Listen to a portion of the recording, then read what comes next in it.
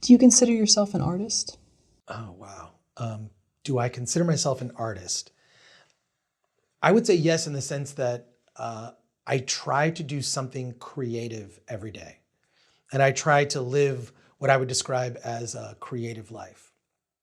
I drove to your place here in my car. And most people that buy a car, they just, okay, they get their car and that's it. I have no allegiance to Toyota.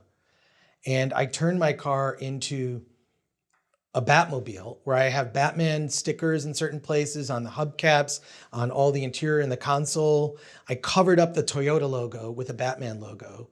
And so I try to and if you ever come to my place, everything from the bookshelves is just something creatively stimulating everywhere.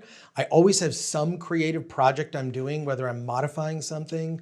And then even with my website and film projects, there's sort of a handmade feel to it. So I guess artist would be an all-encompassing thing that describes the way I live my life, also the way I like to write. I just like to if everyone's doing this thing, I'm trying to go the other way or find another way. Or we've heard this line a million times, I'm gonna try something different. So I would say that artist would be a good all-encompassing thing, but I would never say that about myself. But I think and live that way because I tend to not accept the choices we're given.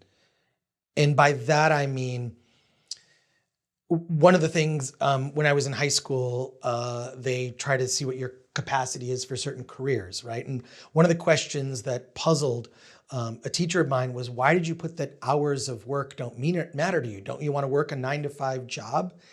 And I said, no, I don't. The hours don't matter. And so I look at the choices we're presented in terms of how it's possible to live your life, and I try to do something different. And maybe that's sort of a bit of the Gen X rebel in me, but also something of I can't accept a thing as this is the only option, right? Which is why I altered my car to not look like anybody's car. And I will say this, whenever I do have the luxury of valet parking my car, the valet parkers love it. And I always just say, get my Batmobile. So there you go. Would you consider yourself a businessman? I definitely would consider myself a business person from this standpoint. The most successful artists that you know about, that you have awareness of, whether it be Steven Spielberg as a filmmaker or other filmmakers, Steven Soderbergh. And this is the challenge of working in film, is that you have to be wildly creative on the one hand. And that describes a lot of people. But the ones that succeed, the ones that work consistently, have an output of work, are the ones that are very good at business. And so that is, I think, the biggest challenge facing filmmakers, is to balance the artist side, which a lot of times conflicts with being a business person. Because what I learned about being successful in business is it's all about deconstructing and doing kind of a little autopsy on your process, and then coming up with the successful parts of the process and then repeating it. For example, having written a couple of books, nonfiction, in the nonfiction realm, I would always have friends ask, well, how did you write a book? And I said, I didn't write a book. I wrote 1,000 words a day. And I did that every day. And I did it 5 days a week because I got up at 5 a.m. and I worked till 8 a.m. And when I was spent, I had about 1,000 words. On a good day, 3,000 words. On a bad day, maybe 500 words. But I did that every day, 5 days a week, never not, for months.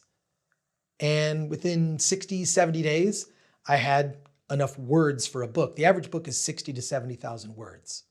So what you don't know is before that, I spent 6 months on an outline for that book. So what I began to learn, and just through many sort of business wonky books that I have read, I tend to sort of glean. There's always I'll read a book like The 4-Hour Workweek or The 7 Habits of Highly Successful People. And I usually get 1 or 2 nuggets of oh, that's really good. But you got to sift through that 60,000 words to get to that, pot of gold of knowledge. But I began to realize that part of this is about breaking down processes. No one writes a book or just makes a movie or writes a screenplay. It's breaking that process down into the smallest task and then just doing that task every day, like anything, and creating a habit. And I think that scientifically speaking, they say that it takes about 3 weeks to instill a habit. And I think that if you can develop those good habits and just do a piece, even if it's a paragraph, you're gonna have, it boggles my mind when I see people who do these long Facebook posts or social media posts. And I look at that and I said, if you took that energy and you put it into like a book or a screenplay or some other piece of work, and you would really have something. I feel like we're giving away our creativity to these social media companies, and it's really disheartening to see a generation waste their time with these long-winded posts when you could actually have created a work, or some cohesive work. But back to the book thing, I do like tend to spend about 6 months coming up with an outline, a very detailed outline, usually about between 15 and 30 pages. And then that outline, I detail, usually it's like, here's the chapter heading, here are the subheads, and here's a sentence that will describe the next 500 words I'm gonna write. And I've literally written the book in my head. So then it's a matter of just going back and then doing that daily routine of getting up very early in the morning, kind of when you're in that lucid state. This is pre-coffee, pre-caffeine. So you're not quite all there, and you're in almost a trance-like state. And a lot of writers will talk about that. You're just sort of what they call in the zone. It's easier to get in the zone when you're, fresh out of bed, pre-caffeine. And that was a process that worked for me. Other people, it works differently. I feel like you have to kind of know yourself to know what works for you. Other people, late night, that's their most productivity. For me, it's mornings. So I think getting to know how you function as a creative machine is extremely helpful. And then coming up with a series of repeatable processes where you're successful. And then feedback also to any artist is like air. You need it to live. You need feedback, both positive and critical, to grow. I'm always very skeptical when someone compliments me. I don't take a compliment very well. So, but I will take a really specific note, seriously, so that it's an addressable note, whether it's, a film project or whether it's a book project. Notes are, and I feel like I give good notes too. I think you have to learn to give good notes as well as like take those notes as part of that process. Did you know living a creative life meant not living a 9-to-5 life? 100%, I was well aware that living a creative life would not mean 9-to-5. I can even tell you when I'm out like socially and having fun, I'm still working. There's a part of my brain that is always kind of, I'm never not without a notepad.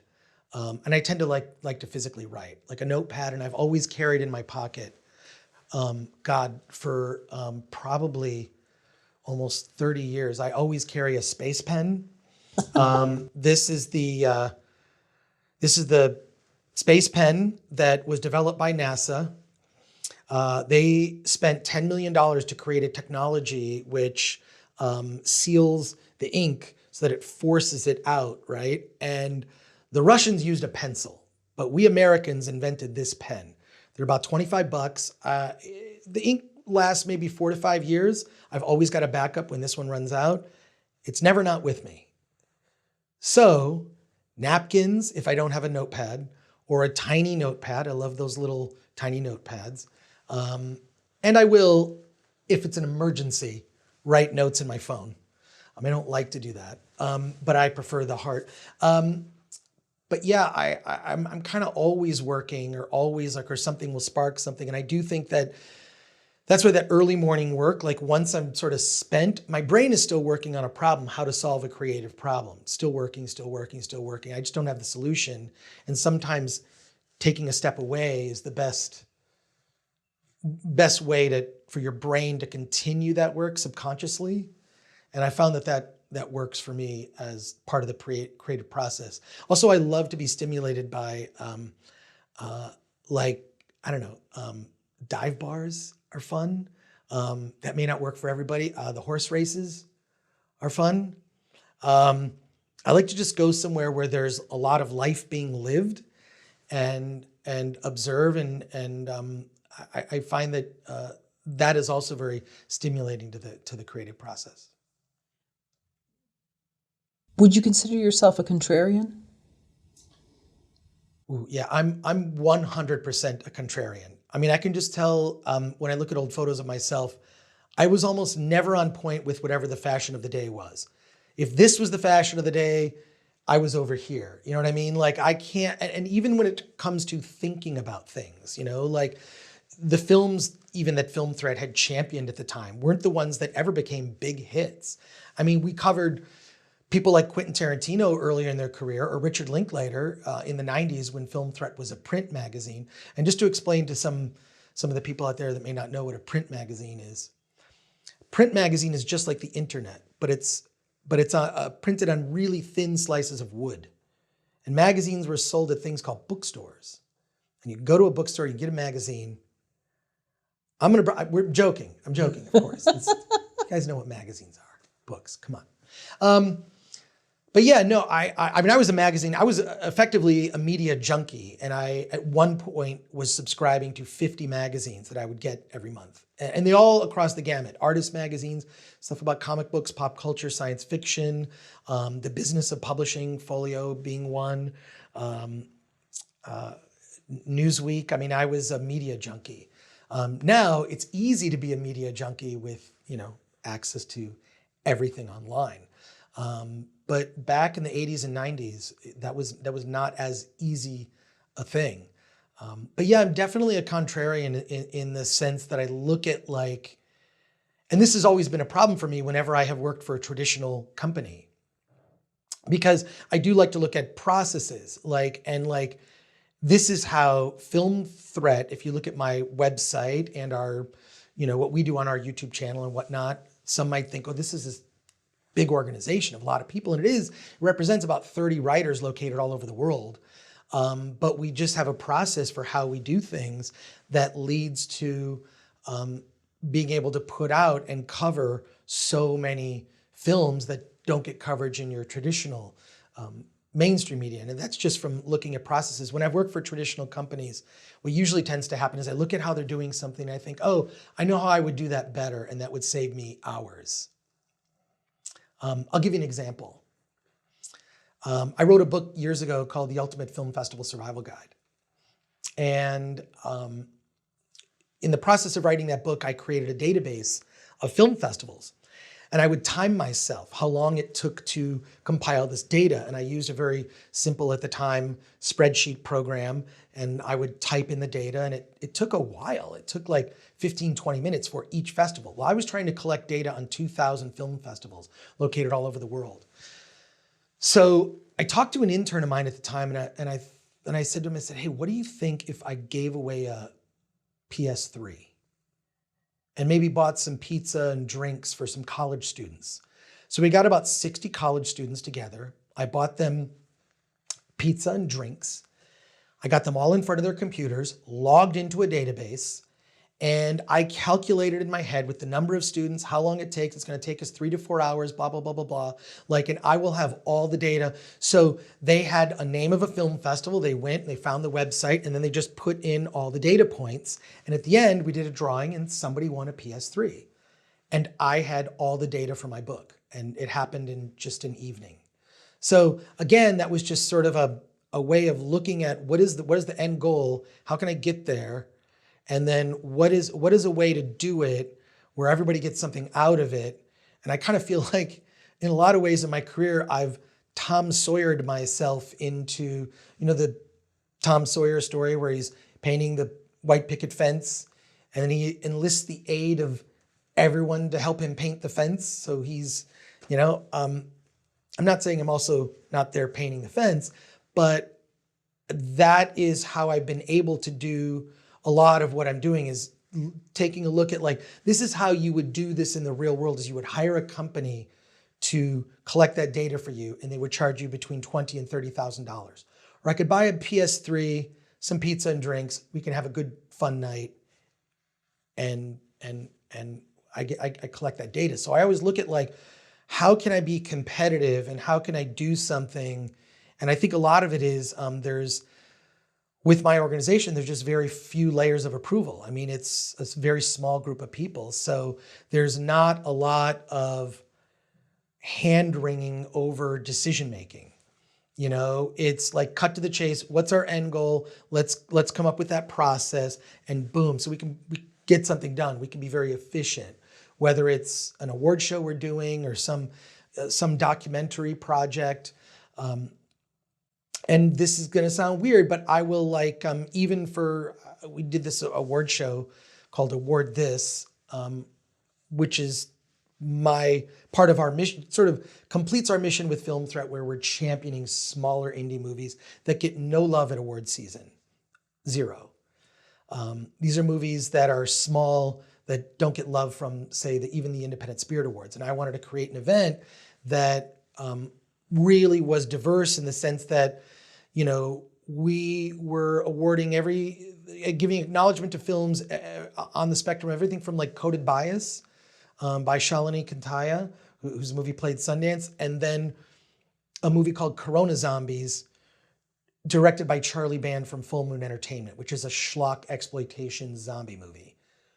So we did that, and we even had gift bags for the event, and I just timed how long it takes to stuff a gift bag, and then I knew that if we had this many people, we'd do it in this amount of time. This sounds kind of like, in a way, like, because now I can hear myself saying this, I sound like a crazy person. But you're a Virgo, though, right? Yes.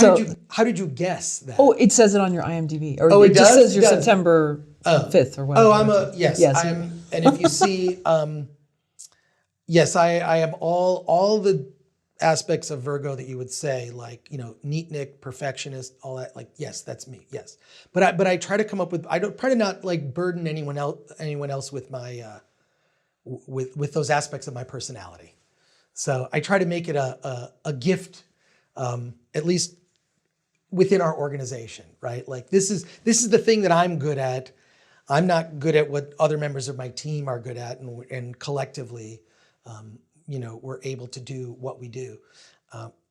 But yes, yeah, I fit into all of those aspects, and try to approach everything with some sort of precision. But I've learned that timing out tasks just tells you how long something is going to take.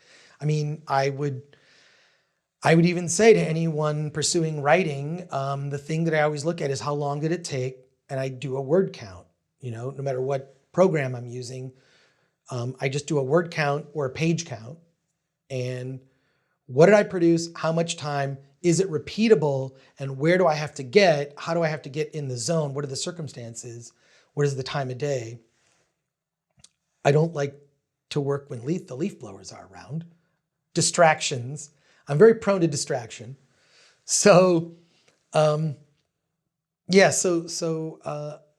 find that it's useful to break things down into a process and to know yourself. Do you think it's a good idea for artists to try to sell their work right away? In terms of selling your art and jumping in and doing that right away, it's never been satisfying for me. For some reason, just speaking for myself only, I think that the things I tend to put the most energy into are the passion projects that I either get paid the least or nothing. Once I know I'm getting paid, it's like the job's already done, because I know that the money is coming if I meet this deadline and I meet this set of criteria, whether it's X number of words or pages or whatnot. And I find it not as fulfilling as the projects I do for myself. Now, I can only speak for myself, but I do think that there is something that can be corrupting to the process for artists that have success early in their career. It can really be almost an hindrance. As someone who's just, I've always struggled between, trying to be responsible fiscally speaking, and then also doing passion projects. There's that balance where I need to make a certain amount of money to be able to, not ever get behind on my bills. But I have seen in the past friends who become wildly successful out of the gate, and I think it can hurt them, because that doesn't mean, and you see the phenomenon with filmmakers' sophomore efforts, or the second album from a band is always kind of an off one after a huge success, and many one-hit wonders, and one-hit wonders applies both in music and film. So I do think that there's something that can be, because it creates an expectation about, well, I made X amount of money doing X thing, it will always be that way. And I can 100% tell you it will not, because the market will change. What the market wants out of you, that will change. So, there are expectations for you. You did some writing or a piece of music or a film that was like this, and then the second movie is vastly different. Why didn't you do the thing that we liked the first time? When you see filmmakers kind of consistently putting out sort of a sameness to their work, that is more than likely a fear of deviating from that thing where they know they're going to make a certain amount of money if they fulfill those requirements, and it can be a hindrance to creativity. So, I don't know. I think that early success can be an issue. Early success, or in my case, very little success. I'll just say that, I've done projects and I put things out in the world. Have they been the most financially successful? No. But have I put things out in the world that you can see? Books, magazines, pieces of writing, films. Yes, I have done those things. And I have been able to make a living at it. I guess that may be considered some kind of success. So I will slightly amend it. I'm very tough on myself. So but I do think that money can be a corrupting force.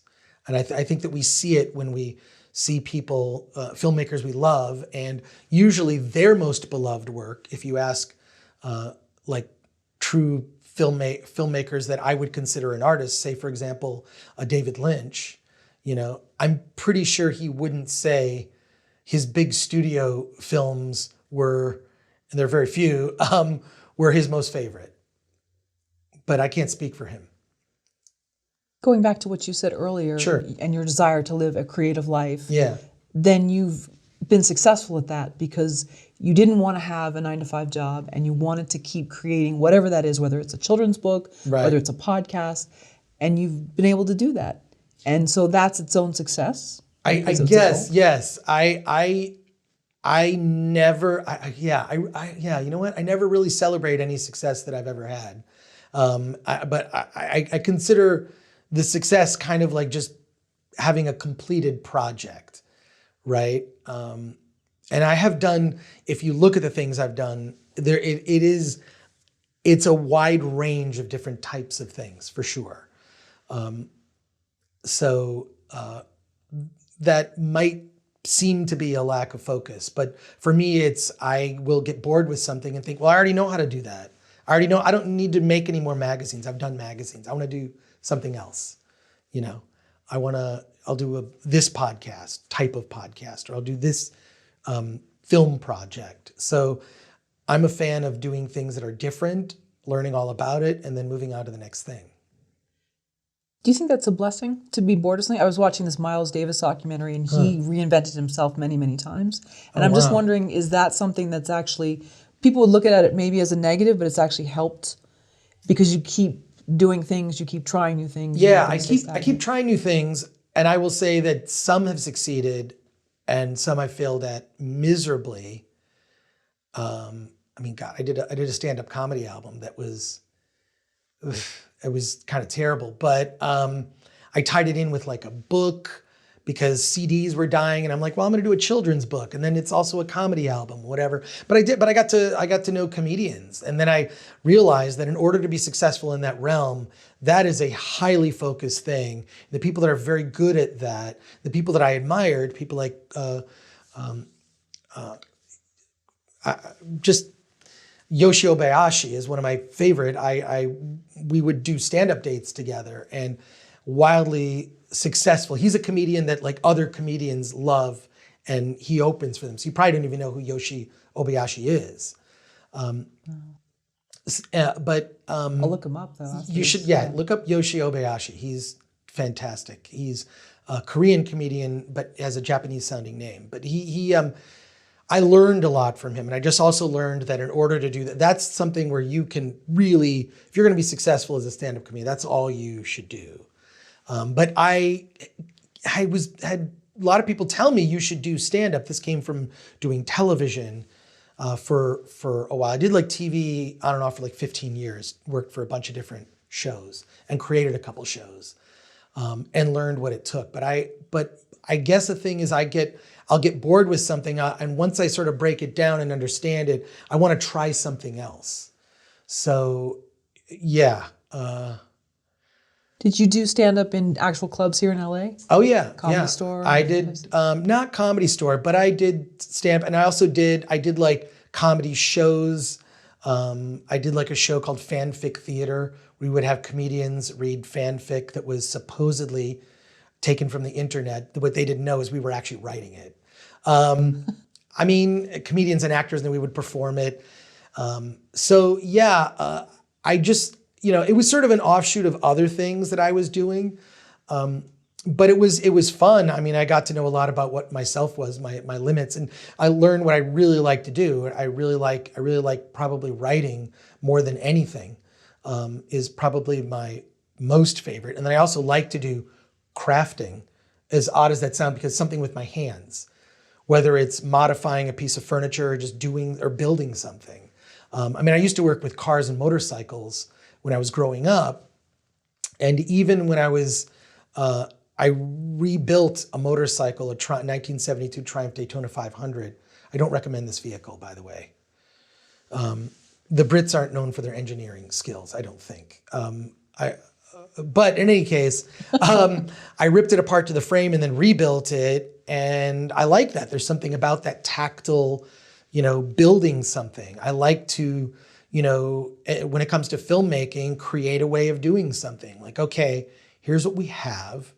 Let's try to do it like this, make a makeshift crane out of a 2x4, basically a seesaw, right? Like, that's a crane, or they're just ways of doing things that I think just, yes, you can pay for this expensive piece of equipment and an operator, or, the way that Sam Raimi put it. Sam Raimi used this thing that he called the shaky cam, where he would take a 2x4, he would mount a camera to the center of a board and then run with it, people on two sides, and it would give you sort of a steady cam feel. He used this for his early Evil Dead movies.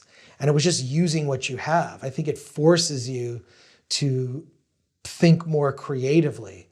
And that's why I've always admired independent filmmakers, is because it's all to me about problem solving, which is my favorite thing to do. It's problem solving is like figuring out a puzzle, and figuring out puzzles is fun. I do consider myself a gamer, and puzzle games are among my favorites. So applying that to real life and creativity, puzzle solving can be about money. It can be about like,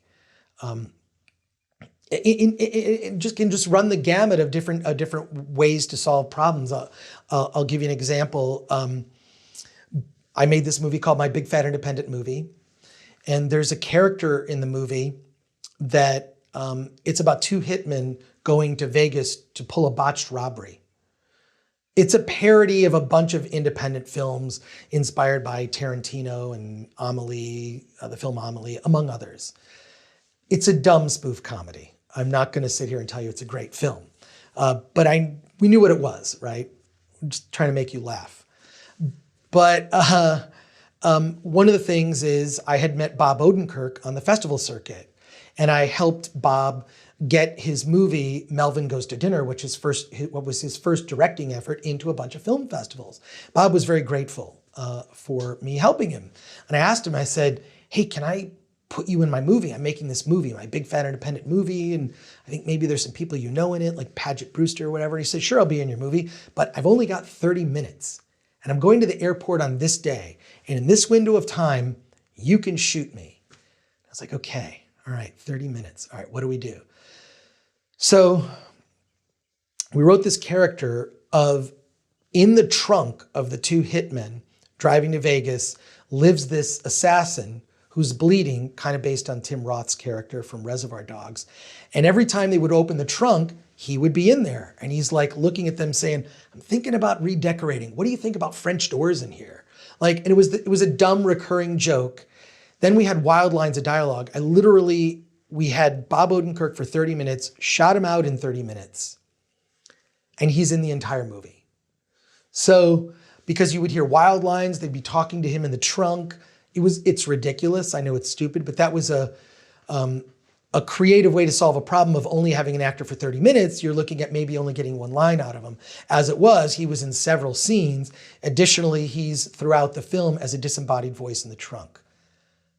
It's weird, I know, but that was a way to solve a problem. Take an actor who I love and admire, Bob Odenkirk, knew him from Mr. Show at the time. But that's just an example, a production example, and a way to solve that problem. And you solved the Rubik's Cube the day it came out? No, the Rubik's Cube is something that is still challenging to me. Really? But I'm surprised. I like puzzles, video games. I don't know. Sparkle Unleashed. Look that one up on the PS4. Okay. One day I'll be good at it. Is it a good idea to turn your passion into a business? Oh, I think if you are starting a business that is not your passion, that's a mistake. Your business must be something you're passionate about. Is it distributing documentaries? Is it a new streaming service? Is it a type of chocolate? I mean, whatever it is, I don't think a business can succeed unless you're passionate about what it is. And I think it's important to have that mission statement in your head. I mean, I'm constantly altering it for Film Threat, but yeah, I don't know how you could even be successful in a business that you're not passionate about. But I also think it's important to be sober-minded. If you were passionate about crochet toilet paper holders and there's not a market for that, it might fail. I'm talking about hand crocheted toilet paper holders. That may be the greatest business idea ever. I'm going to guess it isn't. But whatever it is that you're passionate about, I think I just don't see how you could succeed from a business standpoint because there's so much sacrifice involved in business. It is, and for my friends that have very traditional jobs, I have friends that have 9-to-5 jobs. They don't understand that I'm never not working. If it's 9 p.m. on a Saturday night and my website goes down, I have to be available to be able to solve that problem, right? And I have to be passionate enough about it that it's not an interruption. It's something that I'm leaping to take care of it, right? But I do think it's also about a balance. There is freedom in having your own business because I can decide, well, this morning it's 11 in the afternoon, I'm going to go see a movie, and I can do that. It's also part of my job sometimes. But yeah, I really feel like if you don't have that passion, then don't do that as a job, really, because once you do it, it doesn't even feel like work. I mean, my job I never even describe it as work, it's my purpose for being here. When that teacher said to you, don't you want the 9-to-5 job? That was high school? That was high school, yeah. Okay. And did they send a note home to say, dear Mrs. Gore, by the way, your son... No, I didn't. We're worried about him? Or? I didn't get pushback from that, but Okay. I feel betrayed by my high school education from this standpoint. it was very much focused on just making good workers for certain types of jobs. And I don't know if traditional pathways for education are preparing young people for the types of jobs that are out there. I feel in a way it might be easier to just start your own job. I mean, my pathway, which is very non-traditional, and I'm not recommending this, I'm just telling you as an example, here's what I did. I felt somewhat betrayed by my high school education in the sense that I was like got very good grades in school, A's and B's, 3.5, 3.6 plus GPA average. I did well. But I sort of stepped outside my comfort zone and said, I want to be a writer, I better learn to type. So I took a typing class and I did not get a good grade in typing. I got a C. And I got a C because I didn't type fast enough. And I thought the criteria was, wait a sec, I care about accuracy, So, I mean, now I type fairly fast, but, at the time I thought, well, why am I being knocked down? Like, that's like outside of the required curriculum. I also took a home ec class because I want to learn to cook, right? And I will say this, just in the days where I was single and I cooked, it was as if I did a magic trick.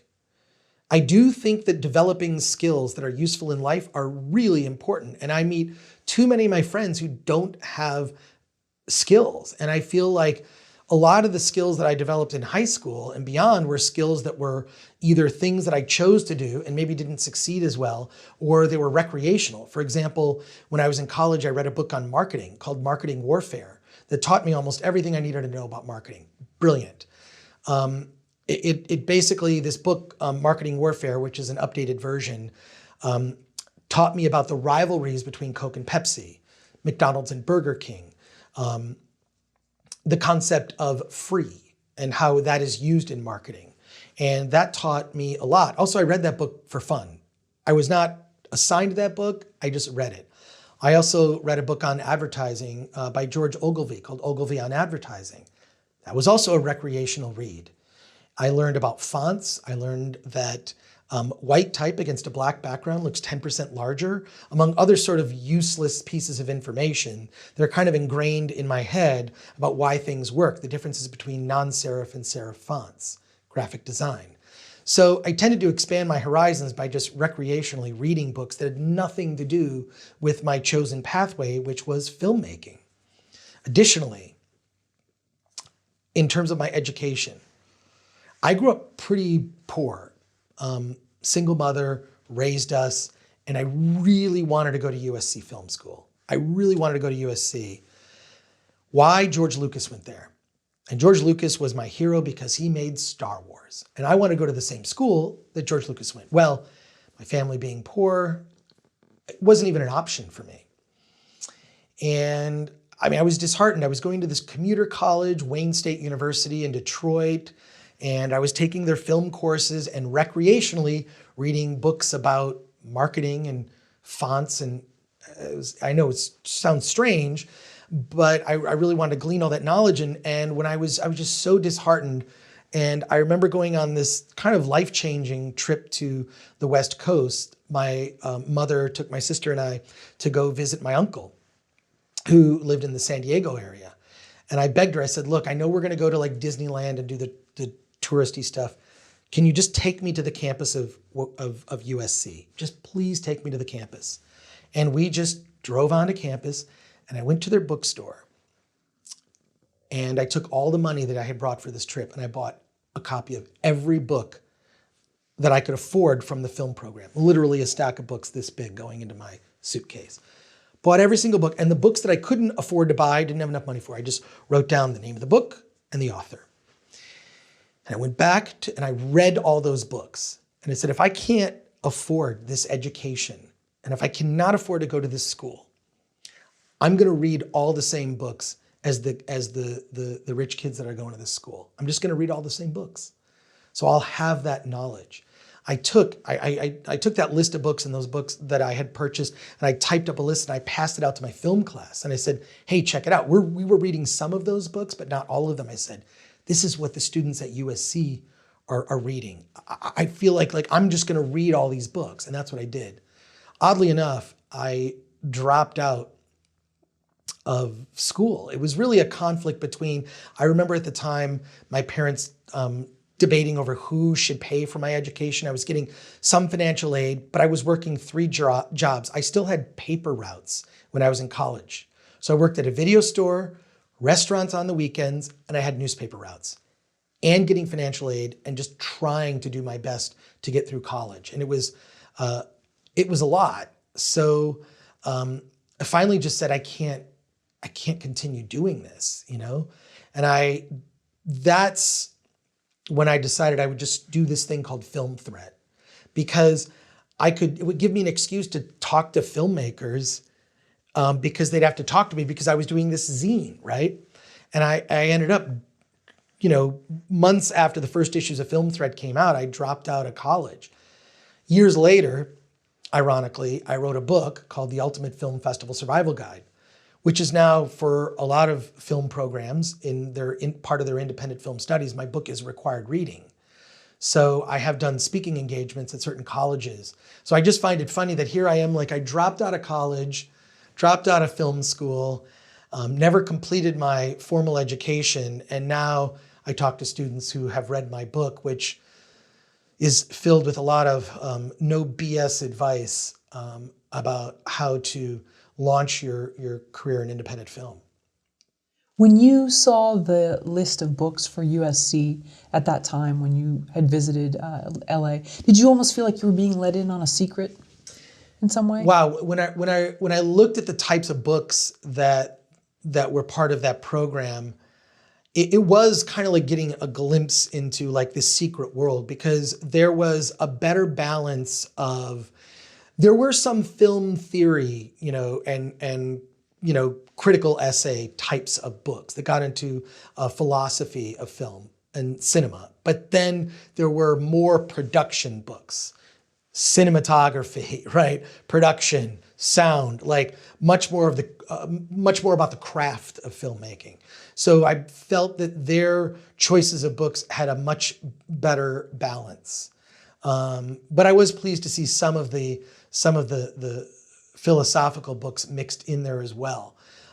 I really think it's like what you're attracted to. I love the philosophy. I also think at the end of the day, you know, you got to know how everything functions and works together. You have to know about editing, not just the theory of editing, but how to physically do it. So I think that, and a lot of trade schools have cropped up where you can pay a sum of money and just get an education in trade. But I feel like you're never not done with your education. I mean, myself even, like, I'm always learning something. I'm always listening to, you know, filmmaker commentary and podcasts and whatnot. I'm always learning. It's like that thirst for knowledge it's never left me. Sure. Would you recommend to, well, maybe this is too personal, but having gone a route that wasn't as traditional. No, you can go too personal. Okay, I mean, as someone who also dropped out of school, and it was mostly because of financial reasons. If I were to have children now, I don't know what I would advise them, but I don't have kids, so I don't have to worry about that. But just as a parent, what would you tell? I really think it comes down to a personal choice. I feel like there is a generation that may have not been given enough useful education that would apply to what the marketplace is looking for. That's why I think you see the rise of so many independent creators, whether it be on YouTube, filmmakers, and whatnot. There's so much more opportunity for independent creators. But I do think it's important to have that base knowledge, you know? So I don't know. God, it's a tough one. One thing I do know is I never advise friends of mine who are making films to ever go in debt. I mean, I know the math. I know that if you borrow $30,000 on a credit card and only pay the minimum, it'll take you over a decade to pay it off, and you'll pay almost $100,000.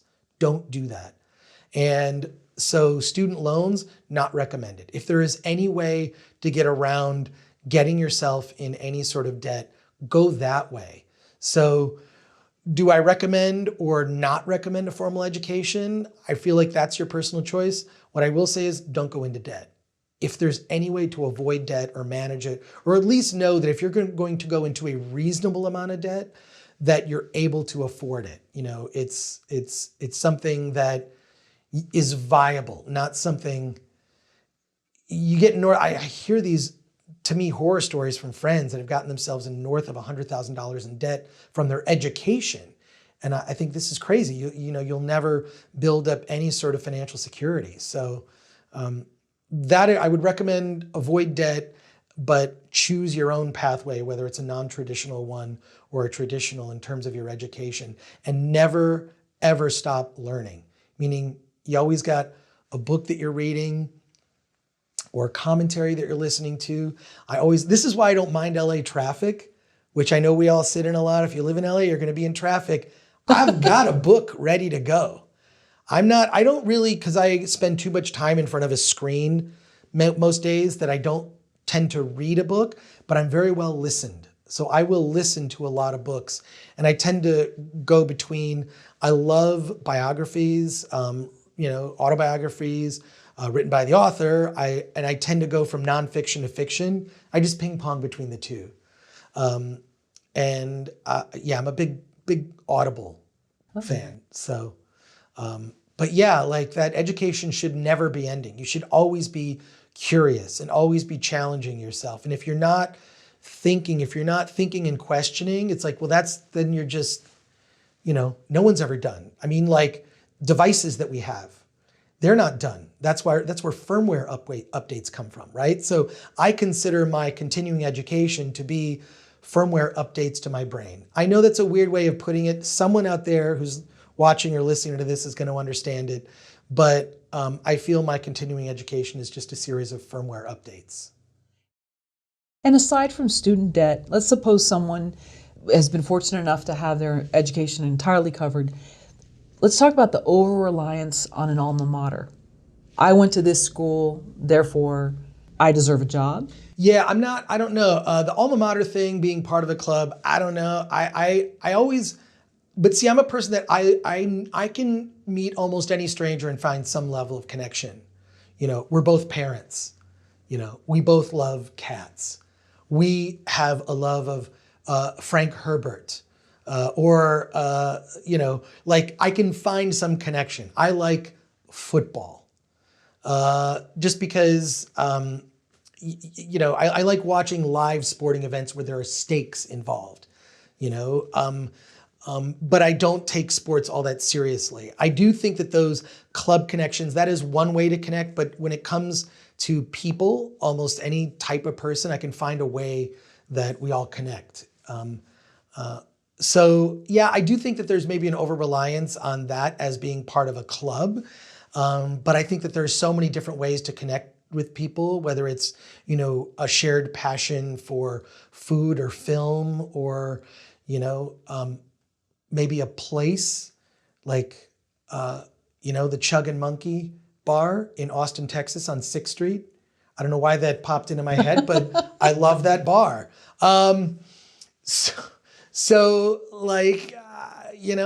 Just because I am a person that loves to connect with people, like I'll find some way. I do think maybe there is an over-reliance on the alma mater being the thing. I tend to connect with people. The easiest way I connect is through a passion for film and all types of film. I really am. I do think it's important that we have a balanced media diet. Oh, what is that? A balanced media diet is absolutely critical. In the same way that what we put into our bodies is just as important. If you lived only on fast food, say Hollywood blockbuster movies, I find that, first of all, if you only ate McDonald's, there's already been a movie made about that, and it doesn't do good things to your body, right? Like fast food, greasy food, not good for you. Balance. And I feel like we don't pay enough attention to our media diet. And the media diet has to be, yes, fine, I'm gonna go see that Marvel movie, right?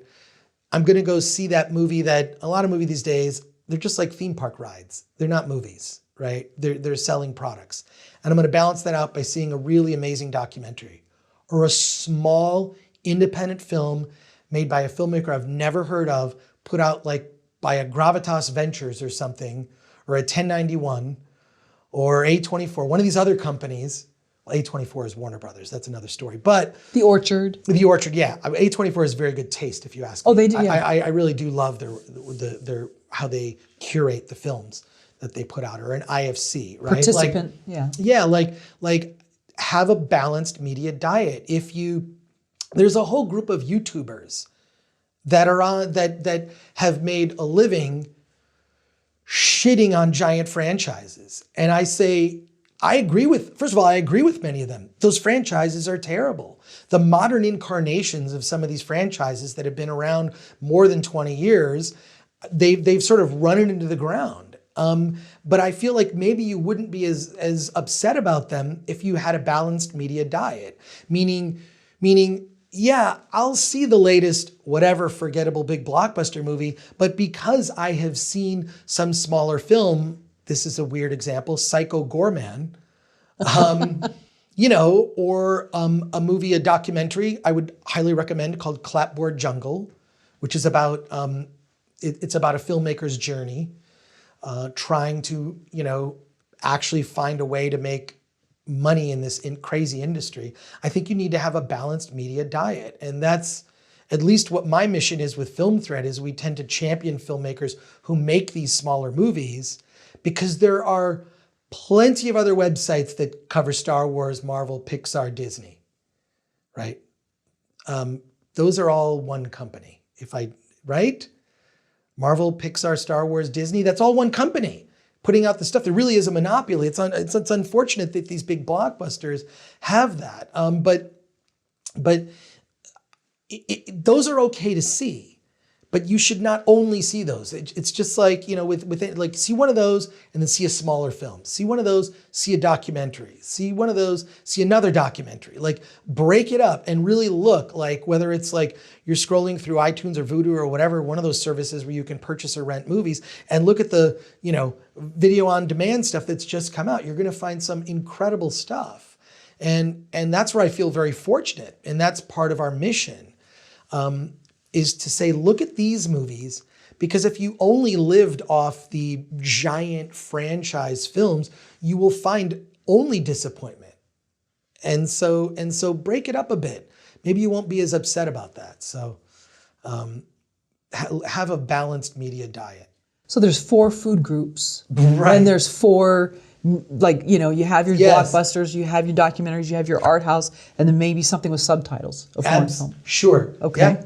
I actually, I will say this. I put subtitles on when I don't have to, because you learn so much. When I watched Game of Thrones, I knew all the characters' names because I watched it with the closed captioning on. It's great. It's really fantastic. So I actually recommend closed captioning, even if it's a film that's in the language that you're familiar with, your native language. You'll learn more. Especially because a lot of it is like, you'll get some of the direction that's directly out of the screenplay, right? Like it's really useful. And thinking like a writer, I think that watching a movie with closed captioning in English, even if you are an English speaker, is really useful. So I tend to do that. I don't know. I don't know if that's a thing. I do it. I have friends who think I'm crazy for doing it. I find it incredibly, you'll learn a lot more about what you're watching.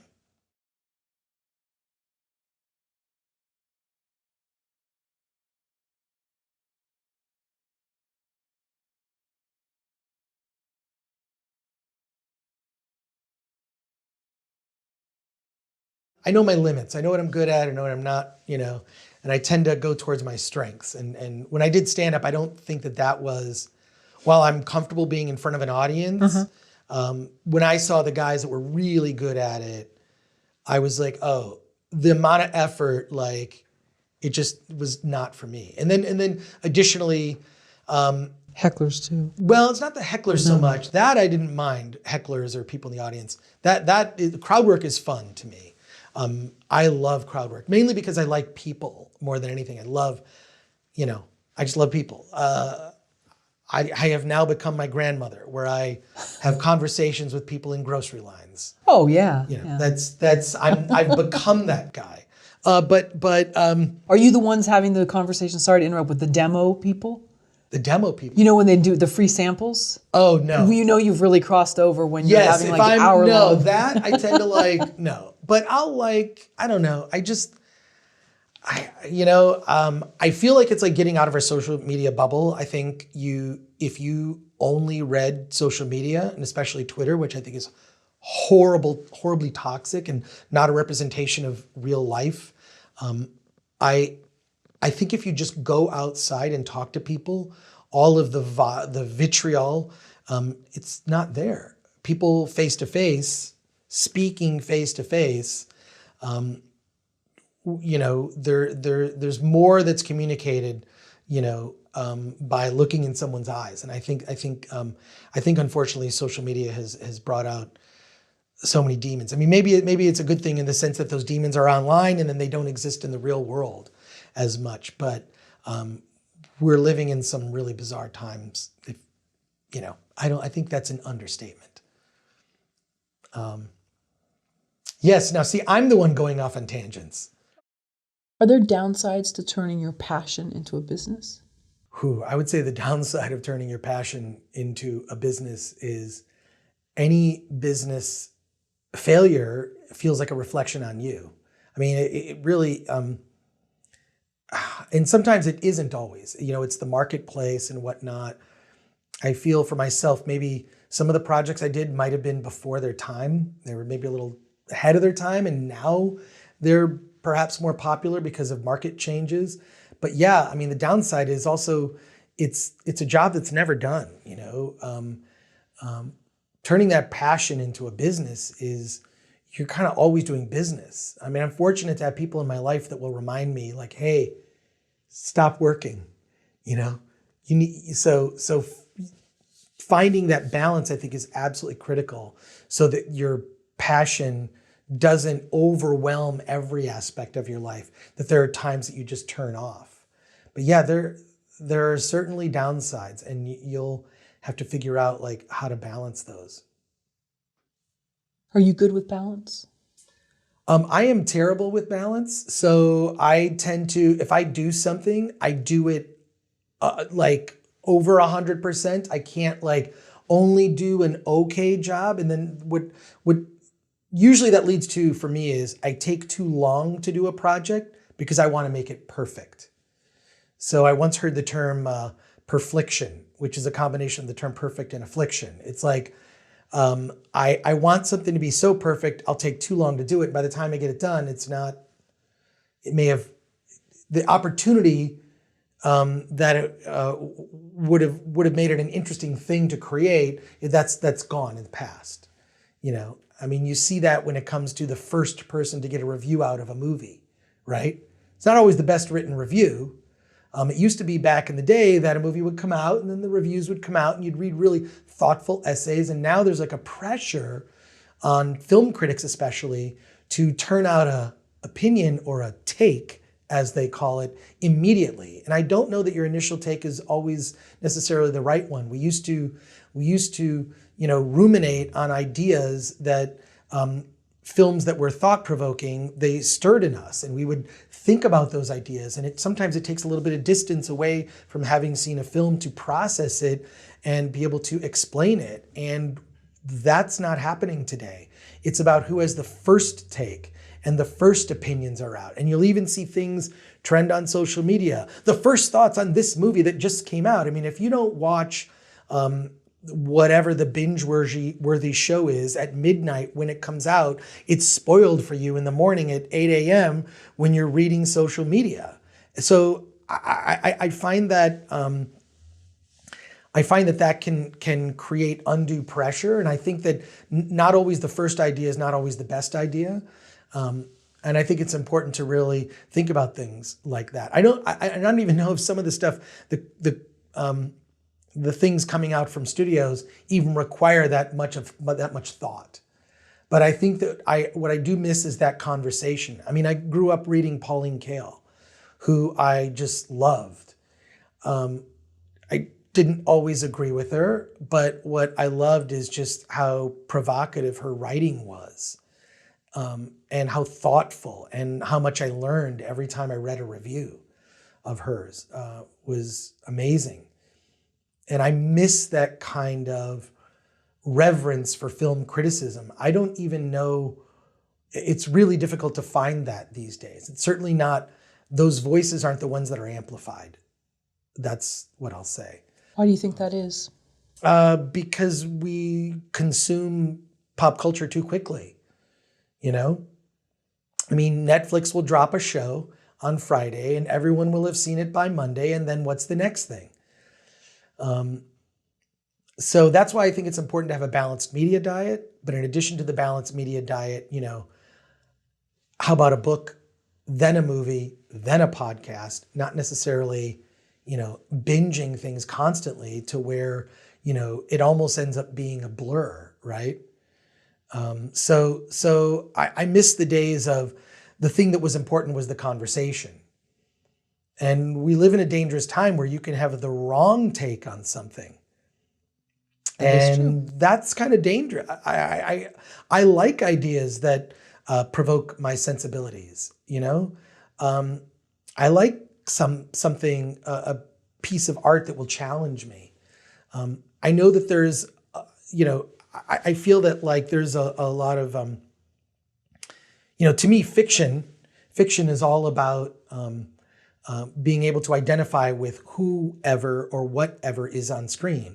Whether that person that I'm seeing in this work of fiction, whether it's a book, movie, television show, whatever it is, I don't need to be that person. I just need to identify with that person. It may not be my same gender, may not be the same ethnicity or nationality as me, may not speak the same language as I, may not even be human, right? But the point of all fiction is that we identify with the protagonist, and it doesn't have to match who I am. In fact, I prefer that it usually doesn't. I mean, I remember being mocked when I was younger. Whenever I play video games, I always chose female characters. I don't know why. I think I just like to look at the female form in a video game, but I always chose the female characters. I tend to, I'm playing right now, the video game I'm playing and obsessed with, and it's been wrongly, I think, mocked for a lot of its technical issues, is the game Cyberpunk 2077, which I think is a brilliant, brilliant game. It really immerses you in this, you know, open world adventure game. And I'm playing as a female version of a character, and I think it's amazing. I think that there's, I think we learn by identifying with someone who doesn't match my exact circumstances. I think a lot of this comes from my mother. When I was younger, and I would just see whatever mainstream stuff was at the movie theater. I lived bicycle distance to a movie theater where I grew up in Royal Oak, Michigan. And I would ride my bike to the Berkeley Theater or the Maine Theater or the Americana Theater, which was a further bike ride. But I would go see movies, and she would tell me, don't just go see movies that are at the mall theater. Go to the art house. She encouraged me to go to the Maple Theater, which was where their art house theater was. And I saw films that had subtitles, you know? I mean, I grew up watching a lot of Toho monster movies, right? And you know, Japanese television shows. So I had this, you know, by the time I was like in my late teens, early 20s, I'd seen a lot of foreign films and a lot of just different types of movies across the board. Not just your traditional big mainstream movies like your Star Wars and your Alien and you know, Disney cartoons and whatnot. So back to having a balanced media diet. And I think that's important. And I think it's important. And I think I know when a writer's been successful, when someone that I would not have ever had that experience where I can just be totally with that person, experiencing the world through their eyes. And I don't look like that person. I think that is really powerful, to be able to create a character, protagonist that anyone can identify with. So I think that's important to keep in mind. How much did it cost you to start Film Threat? Oh, wow. Well, it cost me nothing because I wrote a bad check and it bounced. Oh, okay. This is when we would write checks for things. So to start Film Threat, I mean, I guess the real investment was I bought a book about how to publish a magazine because based on my college education, I kind of felt like, well, I'm paying them all this money to buy really expensive versions of books and then regurgitate the contents of those books in the form of essays or questionnaires, when I can just buy the books and read those books recreationally because being filled with the knowledge was the thing that was important to me, not proving to a professor that I had read the book. But I bought a book from Folio magazine, which is the magazine about the magazine business. It's like Variety for magazines. And I bought a book from them about how to publish a magazine and read that book and realized there was no way I was going to be able to do it. But the first issue was 6 pages and I had put it together. I had like the logo, which I had created, and sort of a fanzine. I liked the title Film Threat. It sounded punk rock. And I was a big fan of like old school fanzines. They were mostly about music and skateboarding. And while I loved music, could not skateboard, I loved movies. I wanted to do a fanzine about movies. Film Threat just seemed to fit with all of those. So I met a guy named Andre Seawood at my school at Wayne State University, and he had written some very thoughtful essays, very complex about politics and film, most of which I didn't understand. But I thought, well, look, here's a platform. I'll do jokes and come up with sort of comedic things and movie parody posters and whatnot. I'll write some reviews myself and you can put your essays in this. And we put out this magazine. We put out the first issue, which was 6 pages. And I wrote a check. I believe the check was for like maybe $50 and it bounced. There were only 500 copies of the first issue of Film Threat that were published. But sorry to interrupt, but who did you write the check to? Kinko's. So I wrote the check to Kinko's and it bounced, and there were charges from the bank. Anyways, eventually I then paid that off, and then I did come up with a way by selling advertising to be able to pay for the magazine. It wasn't expensive at that level. Andre and I parted ways later, and I wanted to really get the magazine up to a much higher, not like a 12-page thing. I wanted to do something more substantial. So I went into a printer and I said, I learned about this thing called credit. And I went into a printer in Detroit and I said, could you print this movie on credit, print this magazine on credit? And I had walked in with a business suit that I bought from like Value Village was the name of the place, which is sort of a Salvation Army. And I bought it at Value Village for $5. And I walked in with this suit. I looked really professional, even though I had a very boyish looking face at the time. And I just said, will you print it on credit? And they said, yes. And I did the same scam to another printer and then another printer, to the point where then like the sheriff's department was like, look, you have to pay these printers money. I had them coming after me. Oh. At the time, I'd amassed a huge record collection and sold it all to be able to pay the printers off.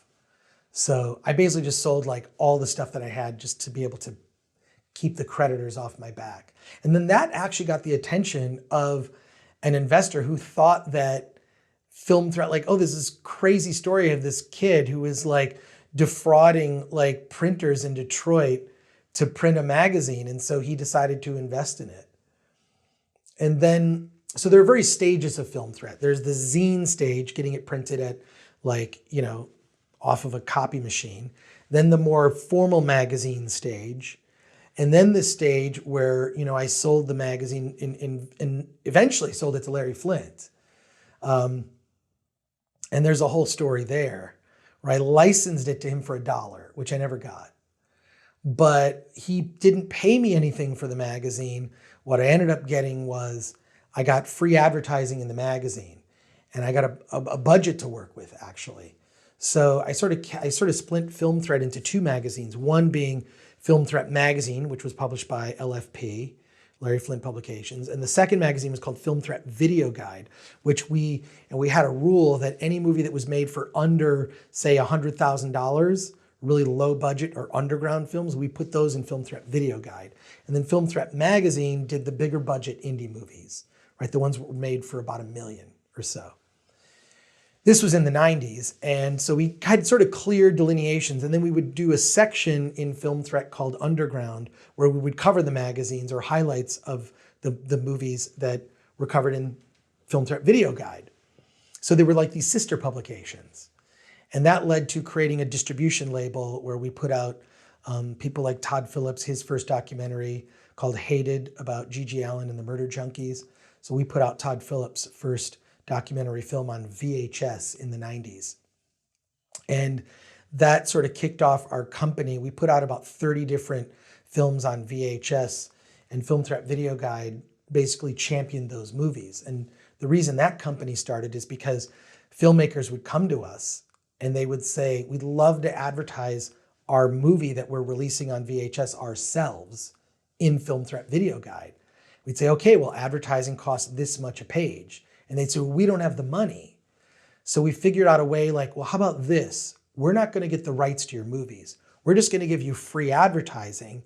We'll do fulfillment for you, and then we'll pay you a larger percentage of what the money we take in, right? So we did VHS duplication, and we were basically we never owned the movies per se. It was like a license deal, and then we would sell these filmmakers' movies on VHS at the time. And built up like Jörg Butgeretz's film Necromantic. We put out his second film, Der Todesking. And he was a German filmmaker that helped him get distribution in other countries. So we championed smaller films made by like Richard Kern is one of the filmmakers, among others. Todd Phillips put out his documentary, and then we put out a series of short films put out by the New York Underground Film Festival. So we had these very distinct delineations between the two. Film Threat was the more mainstream, snarky, giving the middle finger to Hollywood, bigger budget indie movies. And then Film Threat Video Guide was the smaller underground films and movies that we actually were distributing and helping the filmmakers make money selling their movies. How did you meet Larry Flint? How I met Larry Flint was after he noticed me. I was writing humor and comedy for Hustler magazine. They had this section in the front that was just sort of, it was like Mad Magazine, but a very, very adult version of it. And I wrote jokes for it. And he loved what I did. He thought, that I did like movie parodies. I did a film parody, The Revenge of Anne Frank, which was Anne Frank as a zombie risen from the dead to kill Nazi skinheads. I grew up in Detroit and skinheads existed that would, and I thought that they were very obnoxious. I did not like them. So that inspired me to come up with that concept. And that was one among many of the jokes that I put in that section. Anyways, he really liked the stuff that I was writing in there. And I pitched to Jim Coles, who was the CFO of the company. I said, look, Hustler magazine is like a punk rock adult magazine, right? You have Playboy and then you got Hustler, punk rock. At the time, they published a magazine called Rip, which was a heavy metal magazine. And Rip is like this angry, punk rock metal magazine. It's sort of, the opposite of Rolling Stone. I said, you know what you need? You need a punk rock movie magazine. You've got, adult content. You've got, Rip magazine, music. How about film? And the concept was taken to Jim Coles, who ran the company at the time, and he loved the concept. So I met Larry Flint. It was strange to meet him. I mean, here I am, a college dropout. He gave me an opportunity, and for that I will be forever grateful. And his fight for the First Amendment is admirable. And it's, a lot of the freedoms we enjoy, the freedom of the press, things that we're able to say are specifically because of Larry. I mean, he really nearly gave up his life for that. if you know about his history. So He was shot. yeah, I mean, he was shot and crippled, you know? So, but Larry was fearless. I mean, that really inspired me with Film Thread at the time as well. I mean, my passion wasn't necessarily adult content, but my passion was film, and just that he gave me a voice to be able, at a budget, to be able to put out this magazine at the time was pretty incredible. So I'm really grateful, will always be forever grateful for him giving me a boost and getting Film Threat magazine on newsstands all over the country. Did anyone talk you out of starting Film Thread? I know you started it with someone at the college. My family tried to talk me out of doing Film Threat. They said it's never going to make any money. And I will say this, they're not wrong. Film Threat has almost never made money. Its break even is a huge success. Having said that, breaking even with what we're able to do in the indie film community, I think is a worthwhile trade. Additionally, I wouldn't have had a career on television or had, offers to do books or other opportunities if I didn't have Film Threat as this thing that I do. So what Film Threat really brought to me was opportunity. Have I made money on it? No. Am I still here? Yes. Have I outlived other media outlets? Plenty. And I feel and there would be little pretenders, and I'd see like other people start things. I'm like, oh, that's really interesting. Let's see how you do with that. It's not easy to be consistent. It's not easy to have done something. This is now more than half my life. I mean, I started Film Thread in 1985. So I don't know when you're watching this or when you're listening to this, but I started that in 1985, okay? And Film Thread is still around. Maybe not in the year 2100, who knows? But still going strong. And so I feel that there's respect for what we're doing, and it's just amazing to me that the mission has remained consistent at a time when brands reinvent themselves. And I think reinvent themselves in a way that almost like it just gets away from like, well, what are you started this way, now you're this. That's not what people are. We've remained consistent. And I'll say it's, there's been no shortage of sacrifice for that. So they talked you out of it? Just ask my butler. And by that, I mean, I don't have a butler. Okay. So they talked you out of it before you left Michigan? Before I left Michigan, my family was trying to talk me out of, continuing to do Film Threat. There was always like, every time I'd reach a milestone, I would revisit it. It's been 5 years, 1985 to 1990. I even did like a fake tombstone photo shoot with the Film Threat logo on a tombstone.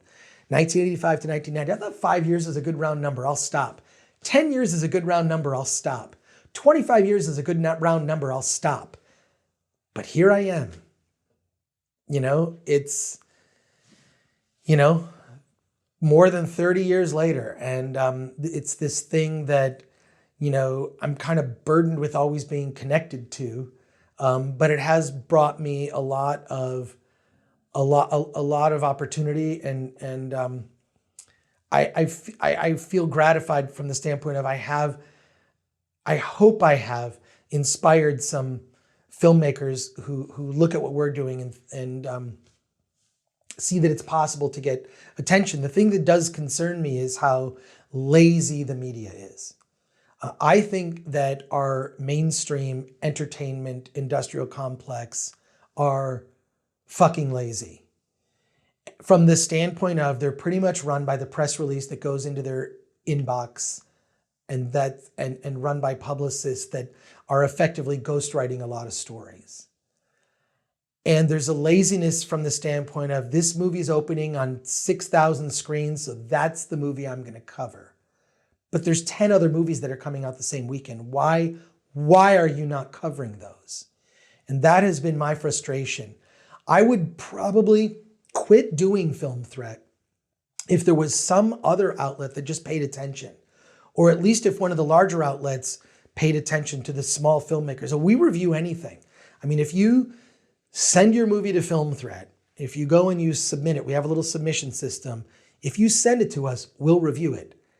I would recommend that you be somewhat beyond, either you're playing at a film festival or you're about to come out in commercial release, right? And the sooner you submit it, the better. It helps us out. We get 500 or 600 movies submitted to us on a monthly basis. We try to cover about half, so we do our best. But it just disappoints me that when I meet other colleagues who cover film like I do, that we can sit there and talk forever about the latest Marvel movie, but they have no clue what other movies are coming out.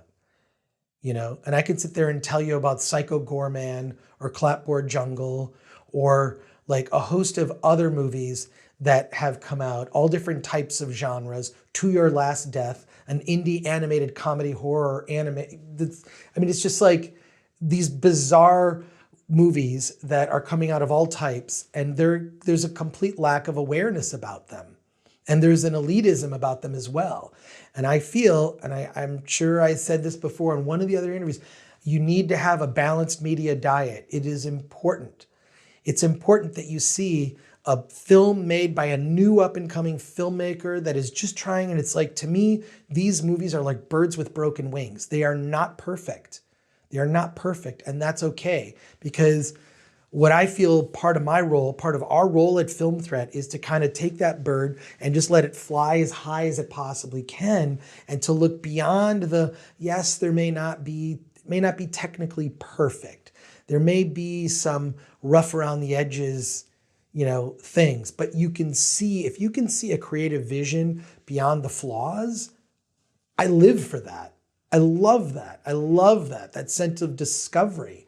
That this is a new creative voice, that this first movie, this first short, whatever it is, not perfect, but that there's something there. And if that filmmaker can just get a little bit of encouragement to want to keep going, that means a lot.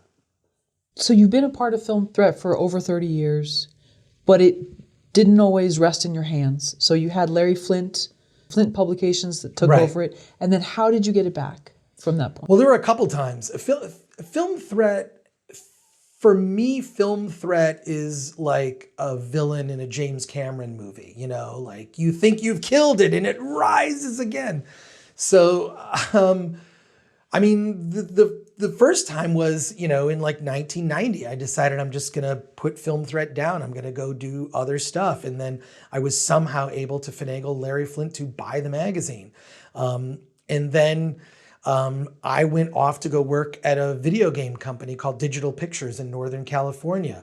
I was, tasked with making small, low-budget independent features that would also be developed into video games. A guy hired me named Tom Zito. They developed movies called Night Trap and Sewer Shark. You can look those up. They were made for like the Sega CD.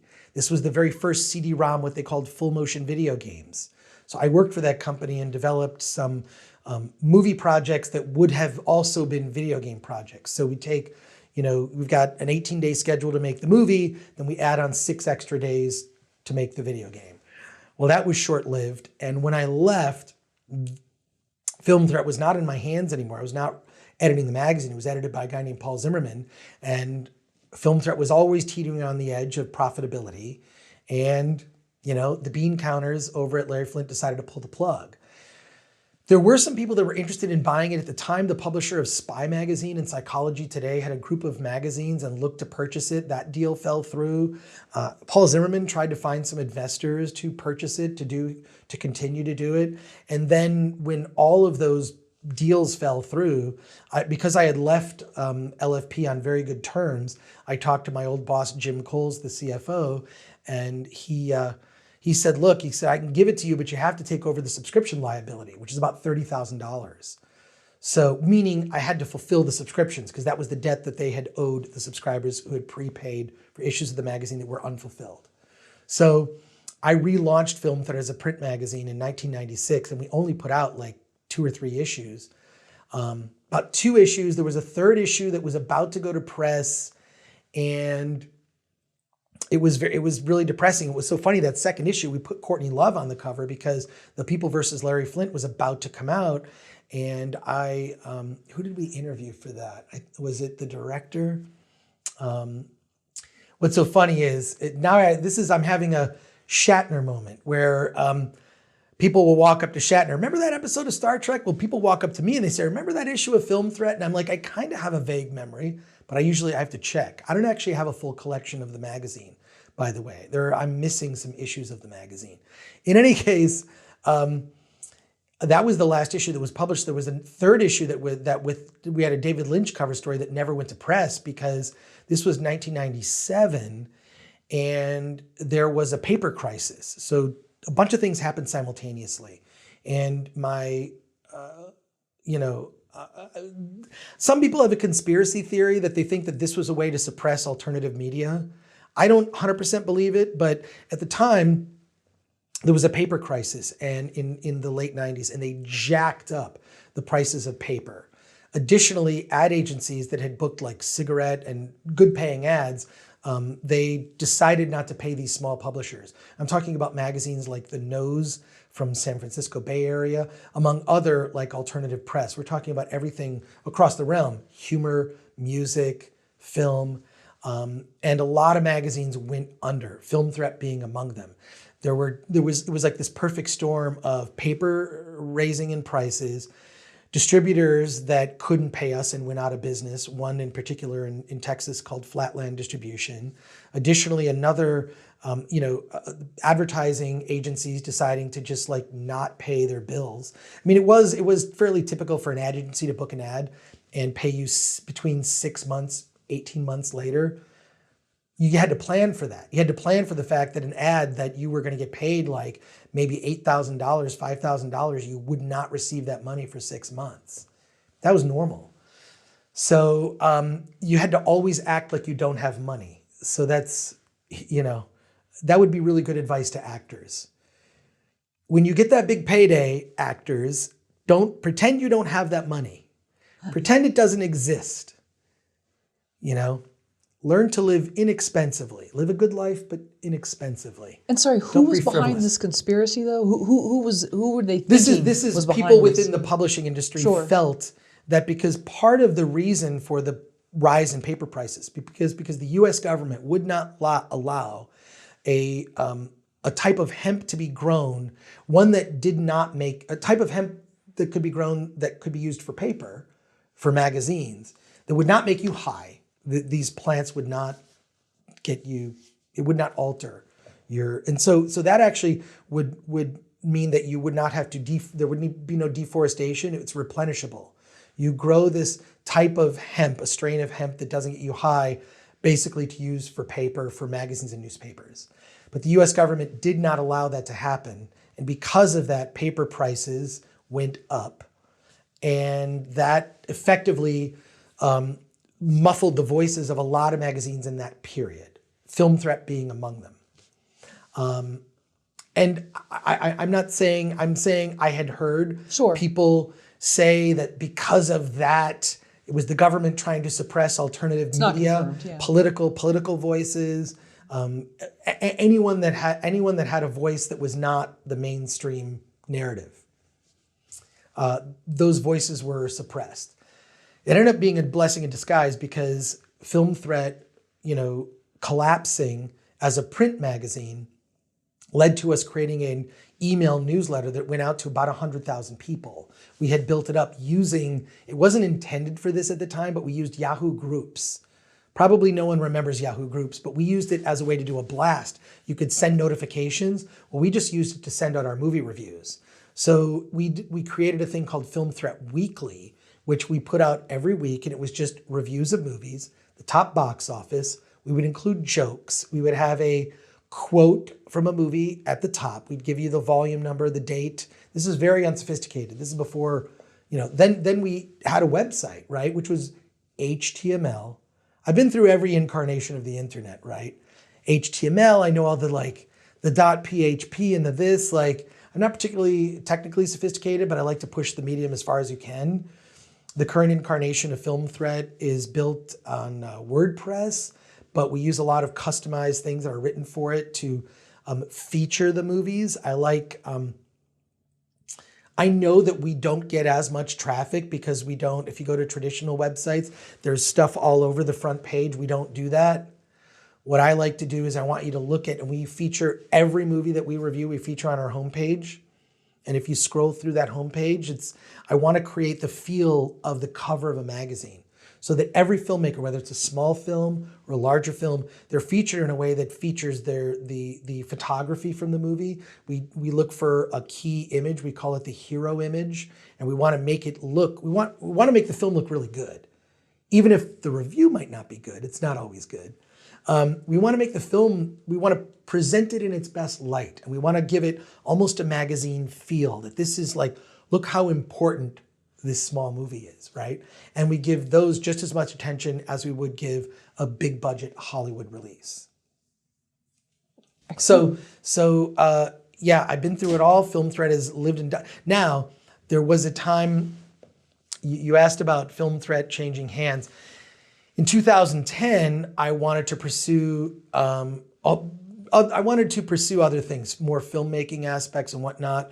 And a guy who had worked for me, Mark Bell, who I'm still friends with, and Mark's just my hero for a number of reasons. I mean, my family, we're all very close. Mark, he took it over. I wanted to like take a step back. And in 2010, Mark took Film Threat over. And we agreed on a payment price that he would pay for it.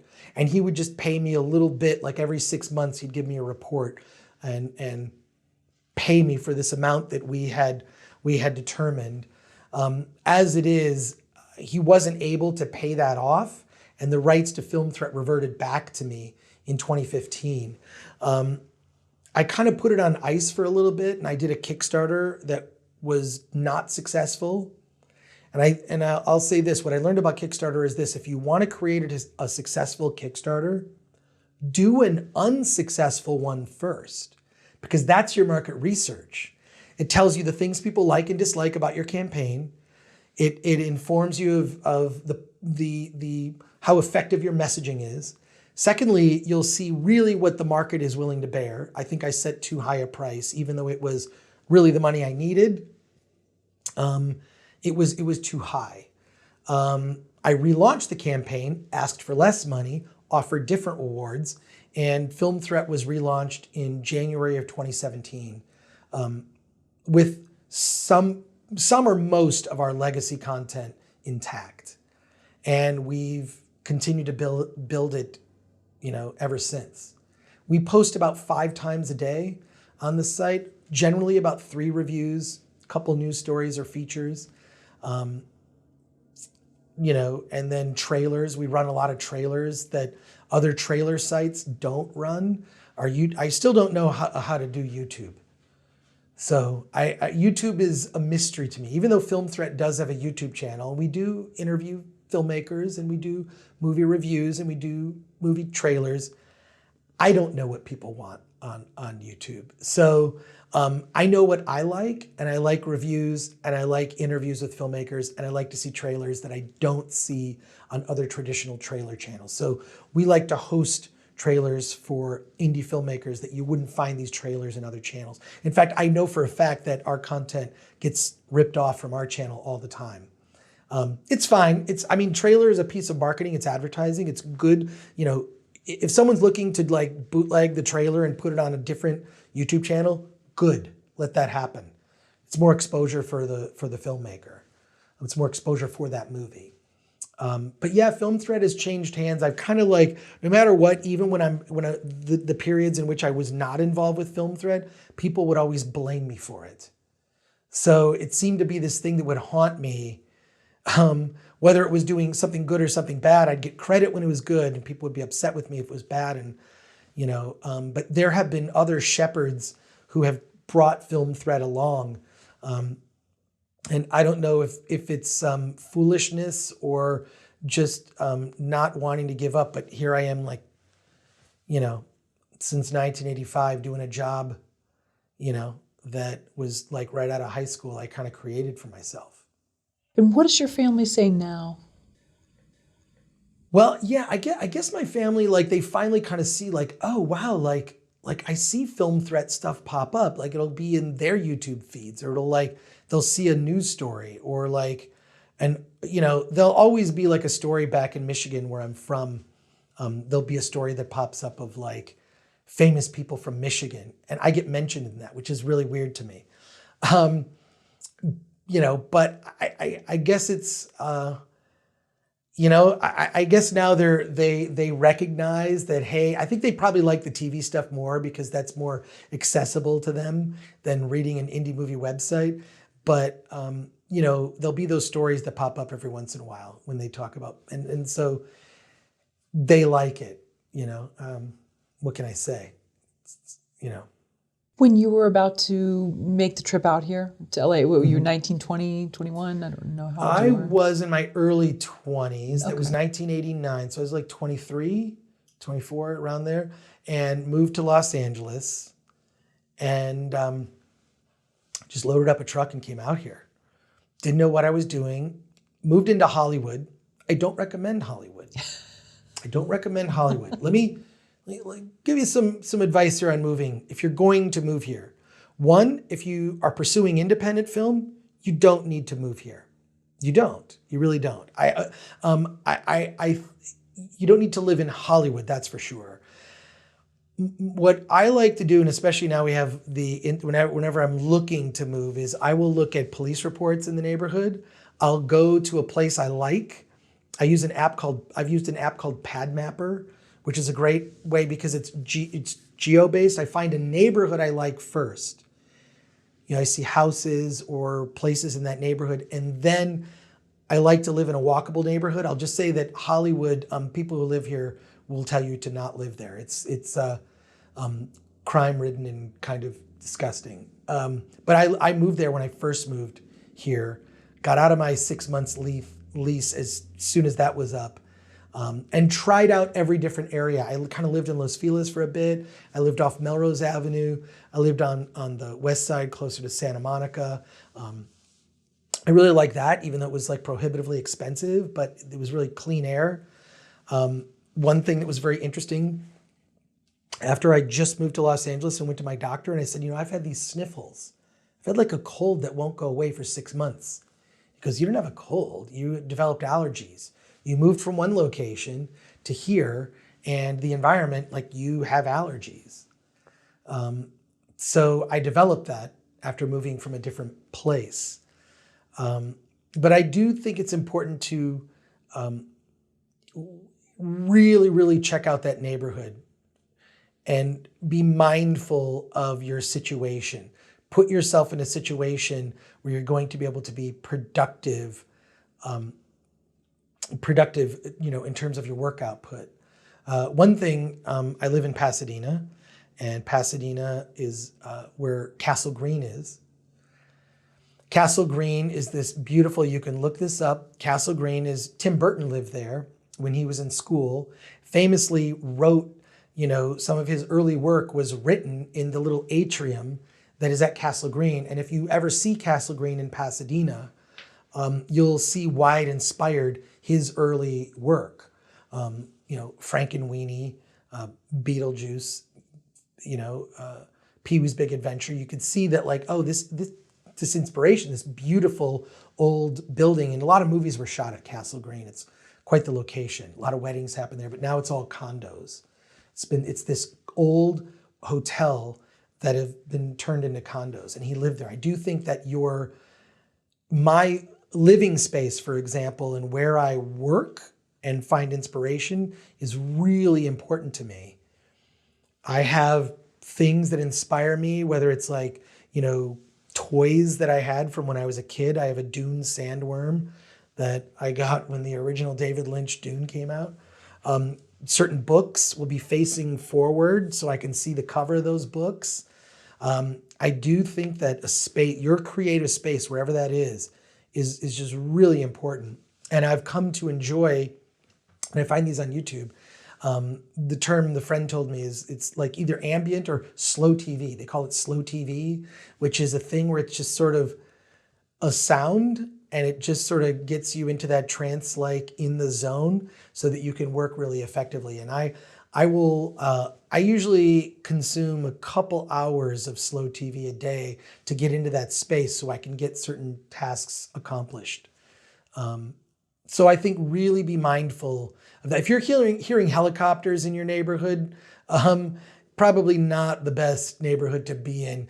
And there are places on the outskirts of LA proper that I think they're beautiful parts of Burbank, Glendale, Pasadena, North Hollywood that I would strongly recommend. And if you can live in a walkable neighborhood, that's great too. And even better, a walkable neighborhood close to the metro. I live 3 blocks from the metro. I can hop on the metro and boom, I'm in downtown LA. I can hop on the metro and boom, I'm at the TCL theater in the heart of Hollywood, right? And they're expanding those lines. Some of these metro lines are going to other parts of LA. And it's just exciting because it didn't exist. When I first moved to Los Angeles, that didn't exist in 1989. They broke ground, and it was like, 91, 92, they broke ground on building the metro. Now it's everywhere, and I take it a lot. I like having to not have to worry about parking, and I don't know, parking in LA, that's a whole other episode. When did Film Threat cross over into the mainstream? Well, I would say that Film Threat crossed over in the mainstream probably in the early 90s. I remember I got a check from the Academy of Motion Picture Arts and Sciences for a subscription to Film Threat, a check which I never cashed. And it had, it had the logo of the Oscar on there. And I was just like, I'm never going to cash this check. I'm going to keep it. And I kind of felt that like people were paying attention. It wasn't just that we were covering, underground filmmakers. We were also kind of giving a finger to Hollywood by the choices of the types of filmmakers and the movies that we chose to cover, but then we would kind of mock the pomposity of Hollywood. Some of the stories that come to mind, we wrote an article about comparing Hollywood's hierarchy to the caste system in India, with the untouchables at the bottom, which would be your PAs and whatnot, and just explain how this hierarchy works, the power structure, right?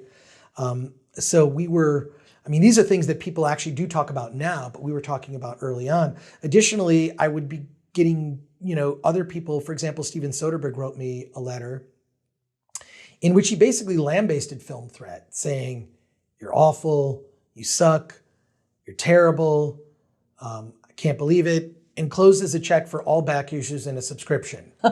So he was fucking with me.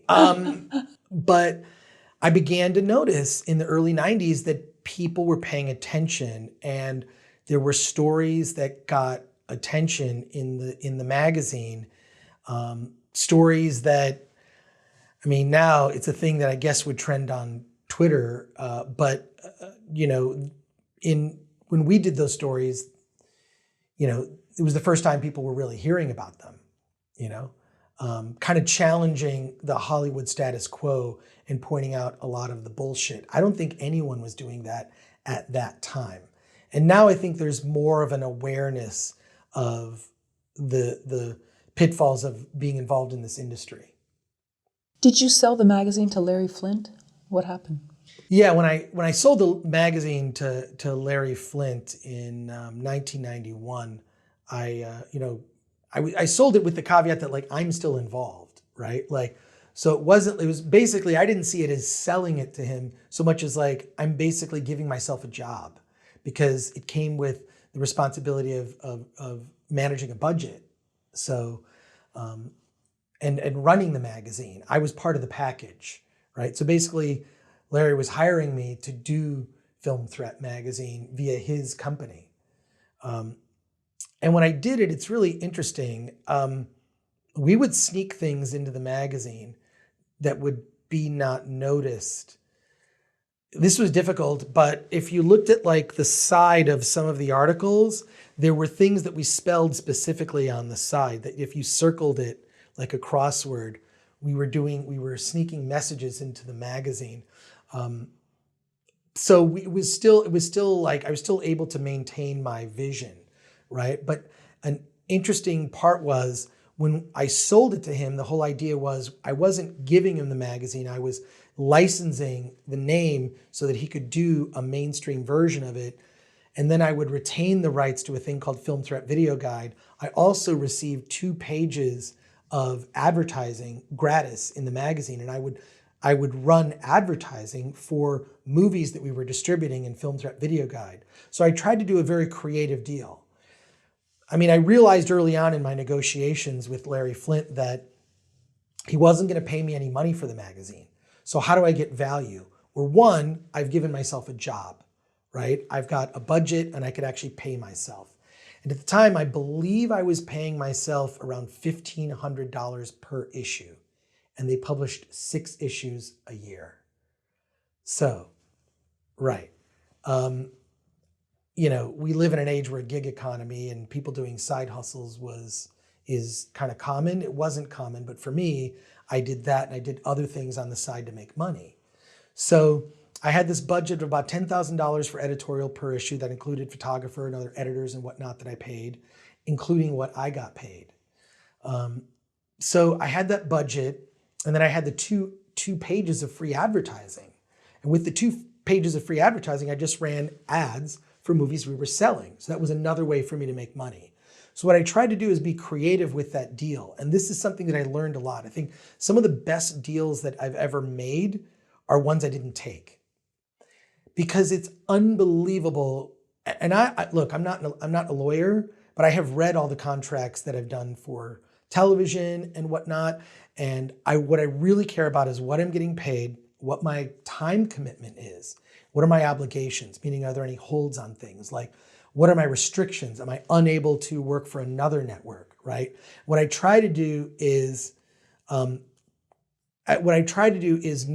that whatever they're going to pay me is never going to be enough. I try to negotiate things that don't cost money, actual out-of-pocket money for the entity that I'm negotiating with, in order to get value for something that's good for me. For example, holding the rights to the name, like I still owned the name. I was licensing Larry Flynt the trademark to the name to do a magazine. If he ceased doing the magazine, I had what they call right of first refusal, which means I could get the rights back from him. So he would have to offer to sell it to me first. As it is, I ended up getting the rights back because the offers they were getting were not up to what they were looking for. So I look for those things that don't cost money out of pocket, that a corporation can just go, that doesn't cost us any money. And because they're always thinking about the bottom line, in a way, you can kind of trick a larger entity into giving you something that may have large value. For me, it was getting free advertising in Film Threat, because I know the size of the checks that we sent filmmakers. And because of that, because I controlled the editorial, so I could write about movies that we were selling and then run advertising for the movies that we were selling, we sold a lot of VHS underground tapes through Film Threat Video. Because I remember seeing, the size of the checks that we were sending to York Boutgarret were substantial, in the tens of thousands of dollars. So that was valuable. I think the most famous example, and unfortunately there may never be a deal like this in the history of movies, was George Lucas when he, did Star Wars. He was willing to, take a lower fee to hold on to the sequel rights and the merchandising rights. That will never happen to a creative person ever again. Look how valuable that became. And so I think you really have to be, in any of the deal making, be creative. Even if it's something as simple as you're making the movie and you have the rights to the t-shirt that a character wears in a pivotal scene in the movie. Do you know what I'm saying? I know that sounds crazy, but if there's a way that you can find that can be something you can monetize from the film that doesn't cost anything for the entity that's funding it to give you. Does that make sense? Am I being clear? Yeah. So I did that, and then I learned from that experience with other deals that I made going forward, especially with doing work in television and whatnot. And also when I did film, My Big Fat Independent Movie. Those same things kind of came into play, where I look for a creative way to do a deal. And I think we spoke earlier in our conversation about being an artist and being creative. I think it's important to be creative from a business standpoint, because that will serve you well. When I sold My Big Fat Independent Movie to Anchor Bay Entertainment, they gave us, so they were gonna, I made this movie called My Big Fat Independent Movie, which is a spoof comedy, right? I co-wrote it with two other comedy writers. The director is a guy named Philip Zlotarinsky, and the whole point was to pepper it with some cameos. People like Bob Odenkirk, Paget Brewster are in it, Clint Howard, and we were just going to make a cheesy comedy. But while we didn't get into Sundance, we did play South by Southwest, and then we played a bunch of medium-level festivals. South by wasn't the behemoth it is today. But we played some medium-sized festivals and finally got an offer from Anchor Bay Entertainment. They were going to release it on video and DVD. And I was really gratified when we started negotiating. I showed them the marketing materials that we had. And to me, marketing materials are a way to boost the value of your film. To me, and I explain this in my book, The Ultimate Film Festival Survival Guide, I always say, you got to look at your movie like a stock. What can you do to increase the value of that movie and or stock? Well, cast will help increase the value, right? Good marketing materials, I think, are important because you're showing to a distributor how you might sell the movie. It's generally the distributor's job how to market the film, but I don't know that they can be counted upon today. It's important to at least present, here's one way to sell the film. And I do love seeing the evolution of marketing materials from a film, like from the postcard a young filmmaker will hand you at a film festival to like what it ends up being, generally are vastly different, but at least you have to have some example of how the movie might be marketed. And that at least can spur the imagination of a distributor as to like, oh, I see how we can sell this now. That's not exactly the right poster, but we can do a better one. So I had this whole binder filled with, and I created in our production schedule for My Big Fat Independent Movie, I scheduled time to do interviews with the cast because they would be in character makeup and wardrobe. You can't always count on that. So we did interviews for what would be behind the scenes on the DVD. We scheduled a photo shoot of all the actors. That was like a half day. We're just doing the photo shoot. This is for the box cover. And we did multiple variations of that. If you look up My Big Fat Independent Movie poster, we did parodies of iconic indie film posters like My Big Fat Greek Wedding, Clerks by Kevin Smith, Amelie, among others. Swingers was another one, Jon Favreau's Swingers. So we set up photo shoots with all the actors to do parodies of those posters and then did a series of those. We also launched a website. Not every movie had a website back in 2005, which interestingly enough, I got in a whole conversation with the MPAA when we launched our website that you could not have post-Columbine a character pointing a gun on a poster. So we had to change it. Instead of pointing a gun, we had to have someone could be holding a gun, but it had to be in a different way. So it's very interesting. Actually, the MPAA was very nice about it. You know, they were just requesting certain changes to our website so as not to promote stuff that was, highlighting gun use in a film, right? Almost like Charlie's Angels. You know how Right. the silhouette was of them pointing it up in the air the other way. Okay, I see. Yeah, exactly. So we had to make alterations, which was like not a terrible compromise, knowing that going in.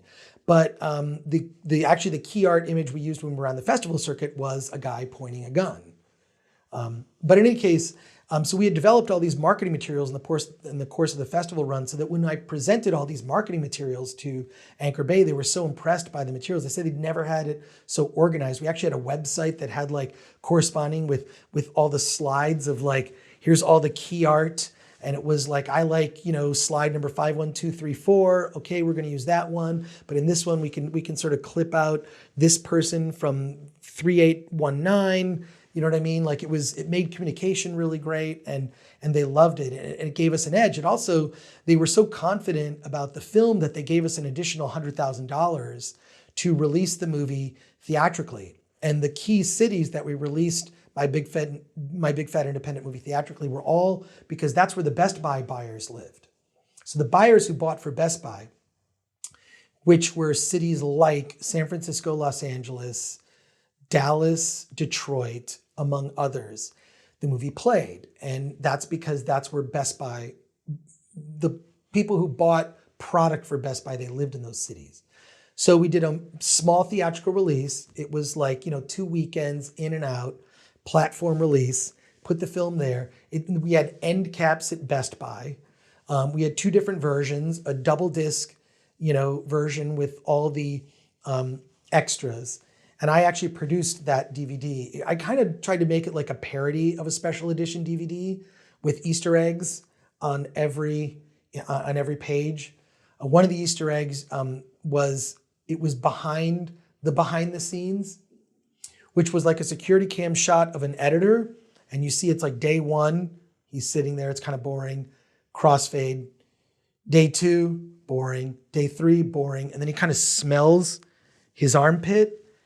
And then it crossfades again and he's changed his shirt. So I know it's stupid. It's a very juvenile sense of humor. But I was having fun with all of the extras that were on the DVD, which would be in line with a movie that had jokes involving subtitles, So, but I did learn that, that really helps when you have these assets. What are these assets? Other assets that can help raise the value of a film. Obviously, reviews can help.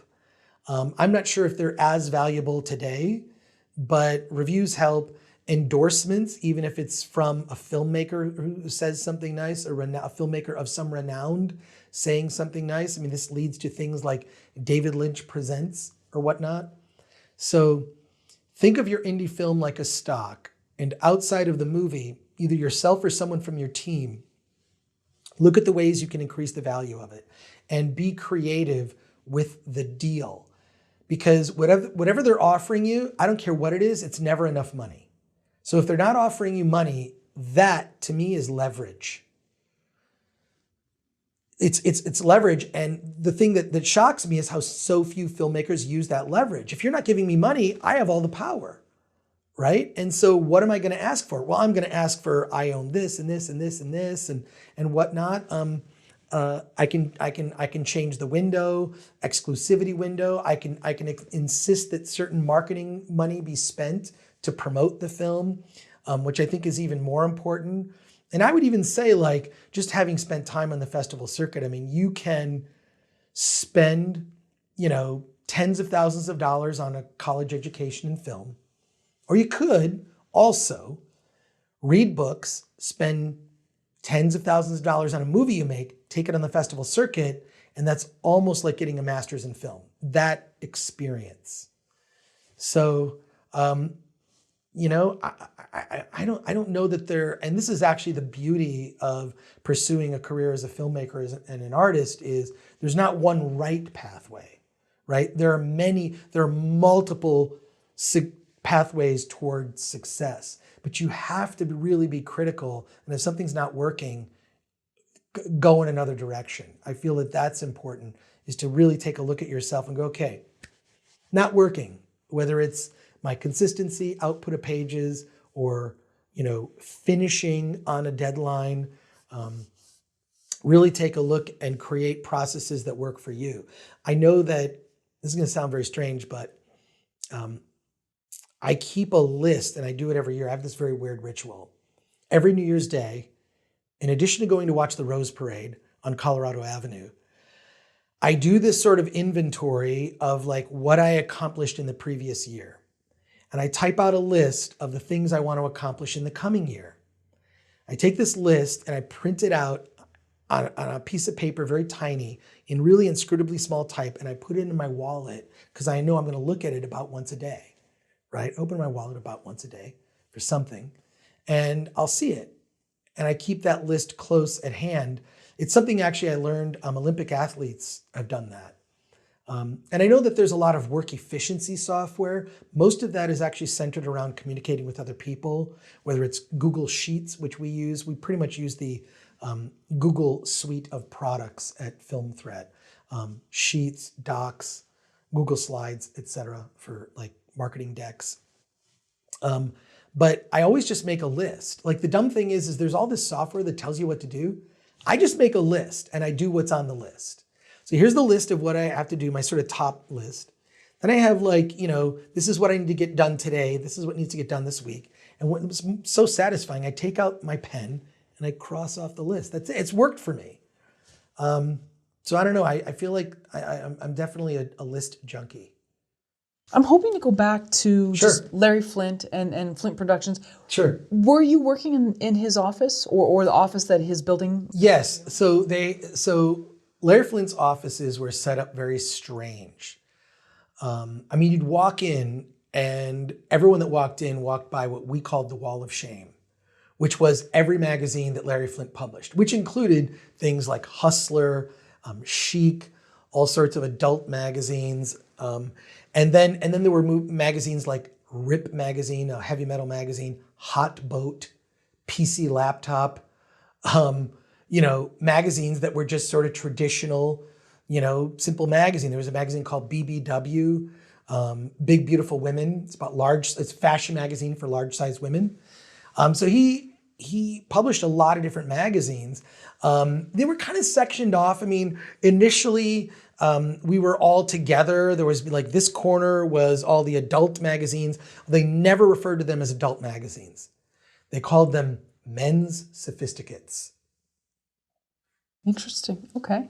Make of that what you will. Okay. So, but in any case, so they had that corner, and then there was the sort of other down the hall that were all the other types of magazines. Your computer magazines, your video game magazines, the music magazine Rip.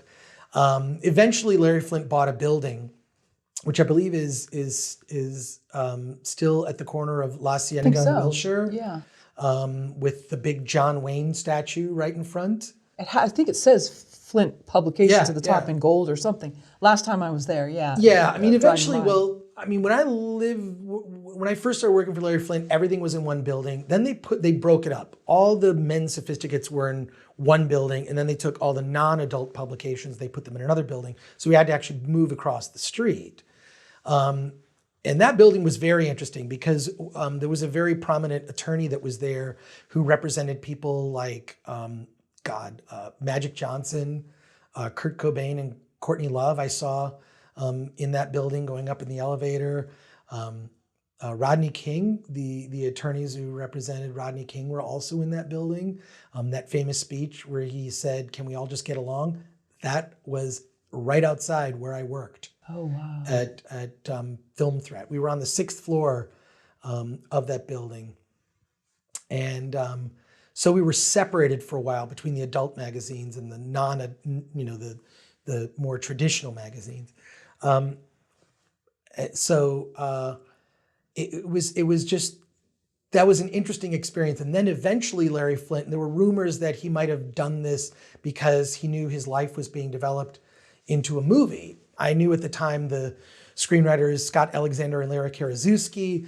I knew them because we did a cover story on Ed Wood, directed by Tim Burton, and we wanted to get an interview with Johnny Depp, and the publicist was being a pain in the ass. There are publicists that I get along with, but I think that publicists make a lot, that they make a lot of power moves that I find infuriating at times. And many times I'll meet the filmmaker, they're like, "Why didn't we talk to you?" It's like, I don't know, I went through the publicist, that was the right way to do it.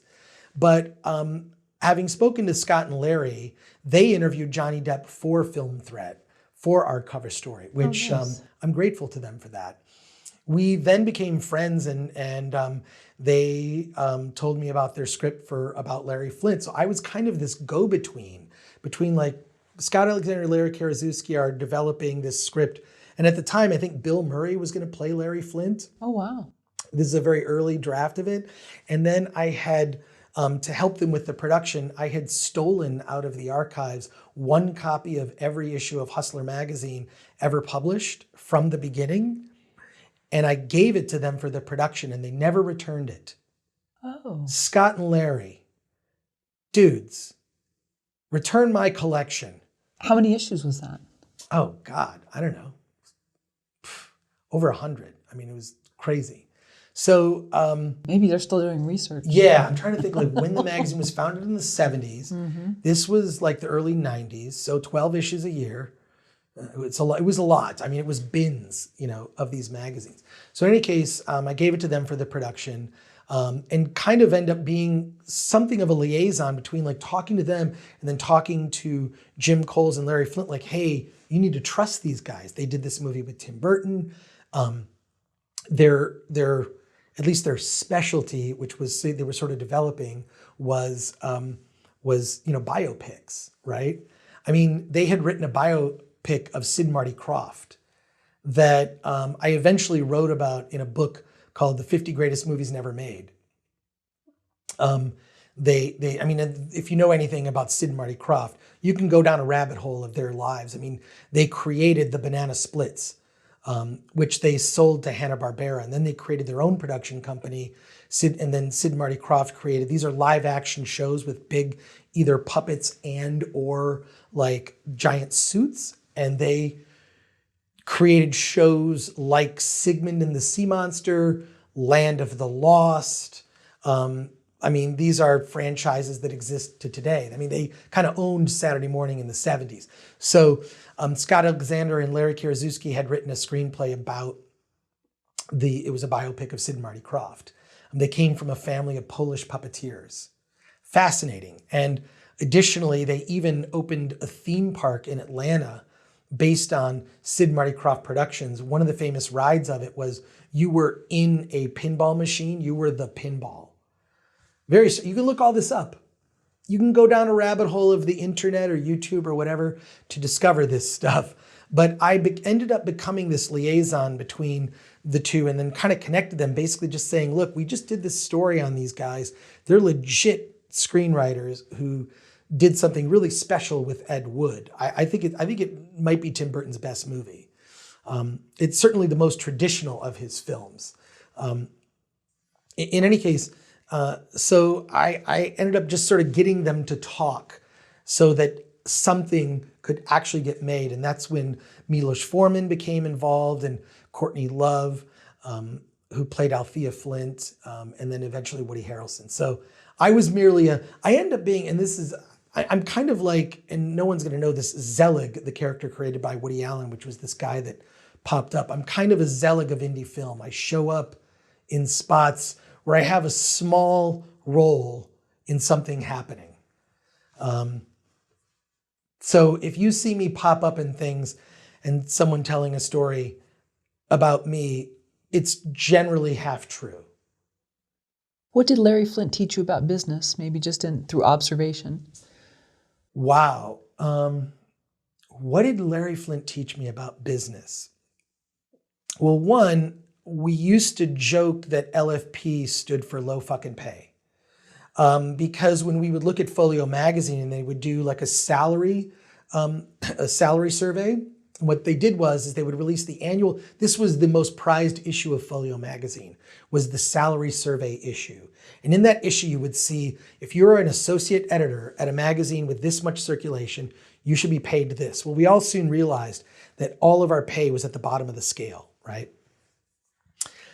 And a lot of my coworkers on other magazines complained a lot about it. Oddly enough, I didn't complain because I felt so grateful to have the opportunity. Remember, I'm a college dropout. I did not finish college, and here I am. Not only did I write, comedy and jokes and humor for Hustler magazine, I went on to do, Film Threat magazine, where I'm like this 25-year-old kid in charge of a magazine that's nationally distributed. I mean, I was way too young to have all the responsibility that I had. But I did learn a lot from the standpoint of just like trying to budget. So when, some of the editors were complaining about the budget. I'm like, this is the most money I've ever had, and I can be creative with this budget. So so he taught me how to budget. One of the things I began to do, which the other editors hated me for, is I would submit a budget every month because I knew I had $10,000 to spend on an issue. There were certain fixed costs. Myself, another editor, my colleague David E. Williams, other assistant editors that we had, like they got a monthly fee, a freelance fee per issue. So I knew that that was fixed. So that took up like half the budget. Then the rest of the budget went toward writers and photography. So I would break it down, but in order to keep track, because I was so afraid of going over budget, I would always like do a budget report. So I wouldn't just send invoices. I'd say, here's a budget report, and it added up to, $9,850 or whatever it was. And he loved that so much, he made all the editors do that.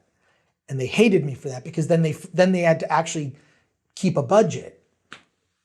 But to me, it was just like me being financially responsible because I needed to know, like, I can't go over budget. And I kept a budget because when I was doing Film Threat independently, I didn't want to, I only had X amount to spend. So taught me about that. Additionally, he brought me in his office once because the weird thing was, he began to refer to me as like this wunderkind, right? Because I could take like a magazine. A lot of the magazines to me, they were just like really obvious graphic things that some of the magazines weren't doing, or they had too many cover lines. And I used to do this weird thing where at that time we were on like the 3rd floor, and I would have like an intern working for Film Threat go, here's a mock cover of the magazine. Can you take the cover and put it on the ground of the 3rd floor? And so all the editors all the writers, we would gather around the window. We would look at the magazine and we could see what can we read? Or what stood out. So I learned things like on magazine covers, people make eye contact. They make eye contact with people's faces on the magazine cover. Now you can do that, and that, that will grab your eye because we make eye contact with people who make eye contact with faces on magazine covers. But I thought, well, that's sort of uninspired. That's why all magazine covers tended to look the same. So we always try to do something creative. One issue of Film Threat, we did sort of this fake cover of Martin Scorsese taking an Oscar and breaking it in half. And the cover line was, will Martin Scorsese lose it? Meaning lose an Oscar. That was the thing that I learned about writing cover lines, was they all had to be kind of second read, have some sort of double entendre or something, like you read it one way, then you can see it as a different way. And but because of that, he brought me in his office and he told me this bizarre story about factory workers that they would change the temperature of the light in the room, so it'd be lighter or darker, and people who worked in factories liked that because it showed that management paid attention to them. I think his whole point was that I'm paying attention to you now. You should pay attention to people who work under you, right? I mean, we would have like these idea jam sessions where we get together and say, what are we gonna do? What do people want out of Film Threat, right? And that's where stories like the Hollywood caste system story came about, among others, where we were just like, we need to do a story that's a conceptual piece. There was always like, we need something that's a concept piece. One was, I went and I was in a studio audience of a bunch of different TV shows. And then we collected data and did a survey of like, if you want to see these TV shows, here's how to see them. And here's what your experience is going to be like. Among others. I look back now, some of them are pretty dumb, but would probably do well today in the age of clickbait that we live. But also the thing that I admired about Larry that he just taught me by example was just like to be fearless, and we live in a time where it is dangerous to be fearless. It truly is. So, we need that kind of freedom to be able to have conversations and be able to digest things that might be comfortable and maybe to rely a little less on our feelings. I personally believe that feelings are overrated. And by that, I mean, I would have been a terrible father if I cared about my feelings. Because I don't really feel like getting up at 3 a.m. and changing a baby's diaper, but I did it because that's my obligation and my duty. And I did a lot of things in order to achieve certain goals that I didn't want to do or feel like doing. Because we can have all this discussion sort of mining through trying to find out a secret or a shortcut of how to do something. And here's what I've learned from everything, all my experiences. It comes down to one thing, and that's hard work. And hard work involves sometimes setting aside how you feel about something in order to achieve something. I don't feel like getting up at 5 a.m. and writing 1,000 words or staring at a blank page. I don't feel like doing that. I don't feel like going to the gym. I don't feel like, when I talk to friends that they get so much into talking about their feelings, I say to them, and someone actually wrote a book about this, fuck your feelings, right? This is a book, is it Mark Manson? Mark Manson. Is that the subtle... The Subtle Art of Not Giving a Right, Fuck. right, okay. Another great book. But I do believe that there are, not that you can't indulge in your feelings at an appropriate moment, but when it comes to, if you really want to achieve something, you have to set aside your feelings.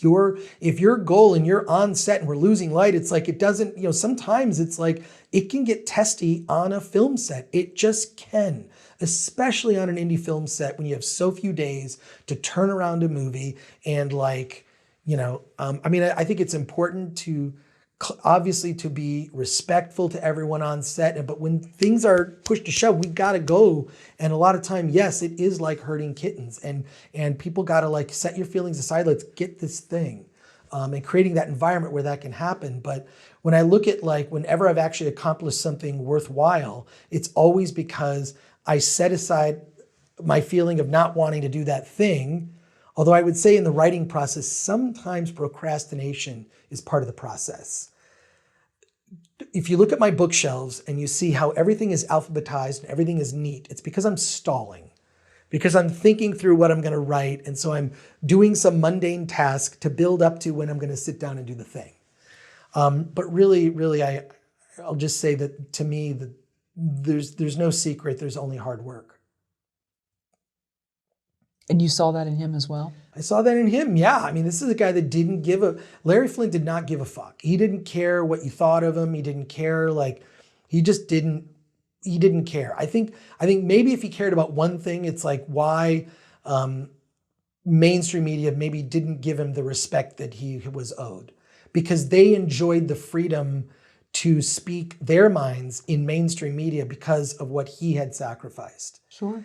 And so when I look at that, I think that whatever my mundane complaints are kind of pointless, and especially with everyone going through such a difficult time living in, the after times, the pandemic times, all this stuff that we've been going through. Anything bad, quote, bad that has happened to me this year, a flat tire, this thing, someone being, any small thing, if that's the worst thing that happens to me today, it is the greatest day ever because I'm alive and I have opportunity and I'm just grateful. So I think that attitude can power you through when things are difficult, when projects get difficult. So yeah, perspective, it helps.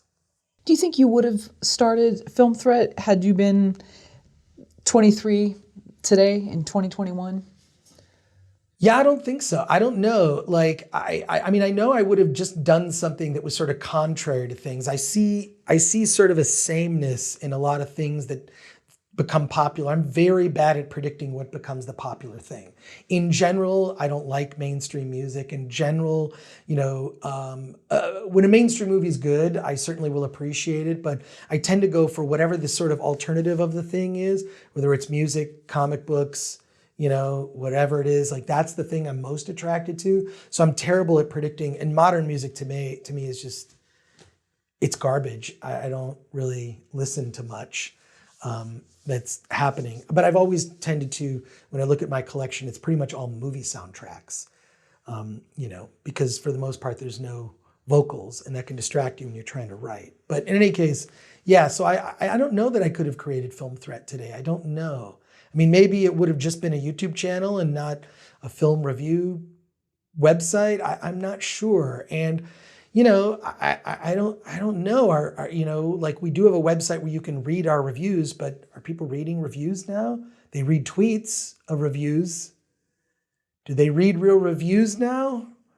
I'm not sure. So yeah, I don't know if I would have created Film Threat now. I will say this, when I look at what Film Threat began as, and I look at where we are in our conversation about movies, I believe it was way ahead of its time in terms of the ideas that it espoused.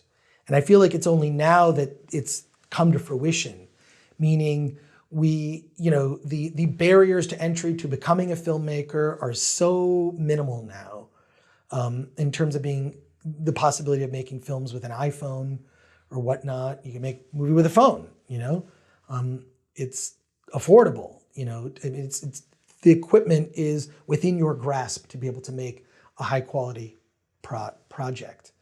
What I do fear is we're losing the artistry and the sort of common usage of the term content. People just say content. They turn that, I'm not going to use that word. There's certain just words I'm not going to use.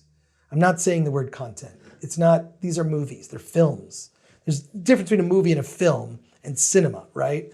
And content is sort of I feel like content doesn't matter. Content is to fill, a release schedule for a streaming service, So I avoid that term at any cost. So I feel like if there's some level of artistry that you can put in whatever that content is, that's something to strive for. But Film Threat, I don't know that I could have created it today. And I think that also I'm a very different person than who I was when I first started Film Threat. When I look back at certain issues and go, I would never say that now. Or like, I can 100%, with 100% certainty, I can tell you, there are things in the old Film Threat or things I wrote like jokes in Hustler that will get me canceled. I think it's just a matter of like, who is getting canceled this day? But I have such a vast, from podcast appearances to YouTube to having been on television for 15 years, it's a gold mine of cancelable material. But I think that's also why people kind of like me is I speak my mind and I'm not, I like to say being from Michigan and being from Detroit, I have a highly tuned bullshit detector, which I can just tell you that so many people I meet in Hollywood are full of shit. And that's why I say that move here and pursue opportunities here at your own risk. A lot of talkers, not a lot of doers. In fact, it was weird because one weird thing, when I first moved to LA and I would meet people and they'd give me their card. This is when people had cards. They have their address on it and I'd say, hey, I'll mail you some copies of the magazine or I'll send you a copy of this movie we just released on VHS. And I would do it. They were surprised because they're like, no one ever does what they say. And I was just like, but I told you I would do it. And that's this sort of Michigan, Detroit guy in me of I say I'm going to do stuff, I do it. It was just funny that people would just be surprised. Wait, you actually did the thing. And I would respond to every letter. As we're going through, we're working on a documentary about Film Threat, tentatively titled Film Threat Sucks. And we've been going through our physical archives. And oddly enough, I responded, if someone wrote us a letter, I wrote them back. And I have every letter. I have them in categories. I sort of have them in full. This is back when people would mail letters to Film Threat. So really, it's unbelievable. I look at that archive and the kind of conversations I was having with people, people who some of them ended up writing for Film Threat and working for Film Threat. And some of them told me to go fuck myself, or, they were pissed off about something that I did. That's cool, whatever. Why? Why were they mad at a review? A review or this. And I think a lot of times, though, they were trying to bait me to get in the magazine because we had a section, and this goes to being a contrarian. So there are two things that I noticed that every magazine in the world did.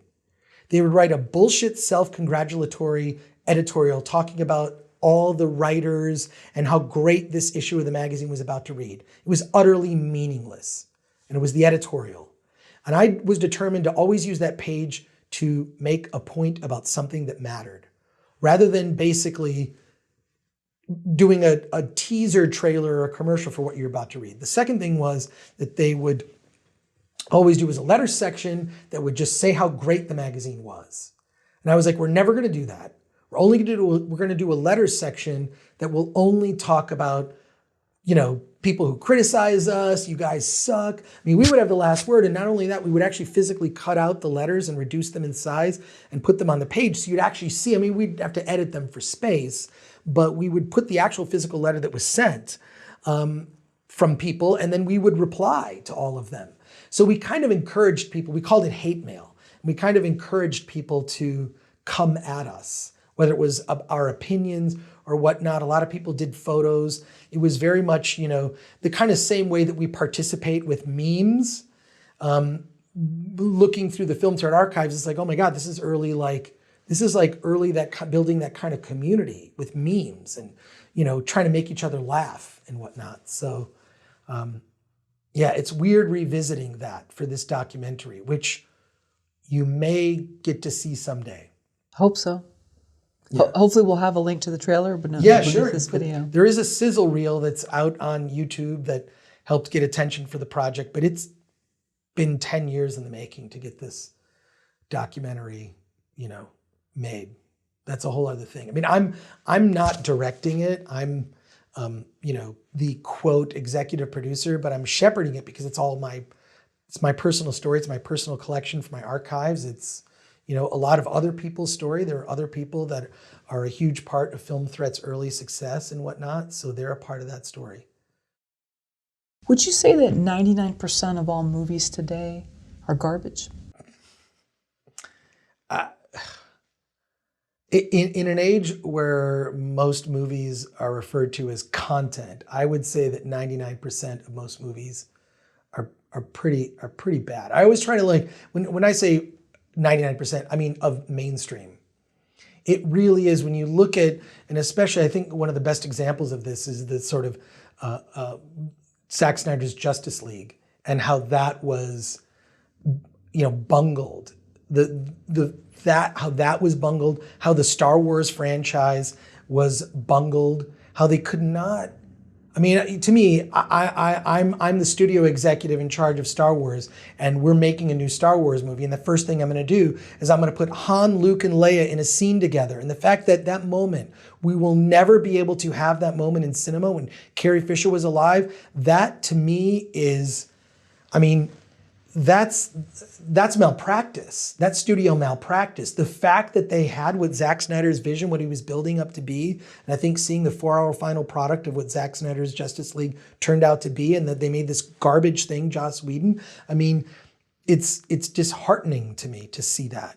I will say on an indie level, I tend to take like a glass half full view, and I tend to always look for the positive when it comes to indie films, because you cannot compare you can't compare an indie movie shot in 12 days for $10,000 to Justice League, whichever version you're talking about. You can't compare, because in my mind, there is no excuse for a studio to fail when they put out a blockbuster movie. You have no excuse. Your job is to entertain me, not lecture me, not lecture me. Your job is to entertain me. Unfortunately, we live in a time, you know, back in the day when Star Wars was first made, I feel like they were checking one box, and it was called fun. And now there's a million boxes that must be checked. There are all sorts of noting and committees and this thing, and this is where you end up with, you know, that last Star Wars movie by J.J. Abrams is unwatchable. I mean, it's garbage. It informs exactly everything wrong with the studio system. It's terrible. So I look at like the Justice League debacle, the Star Wars franchise, and how that was mishandled. And I look at that and I just think, how could that have been done? Where was they're ever like looking at like the fans and what they think? You know, what do the fans think of this stuff? Are they satisfying the fans? Most normal people don't care, like is it entertaining? I'm taking my family, and especially how expensive it is to the movie theater experience, which is going away, right? The theatrical experience of seeing a movie is going away. You had better entertain me. And I think that whether Hollywood notices it or not, I think that people don't really like politics woven into fairly mainstream, what should be mainstream entertainment experiences. And I think we're seeing that more and more. It's unbelievable to me. I think you're leaving money on the table for not giving what the customer is looking for in that experience. But so in my mind, studios, there's no excuse to fail. You have the best people in marketing.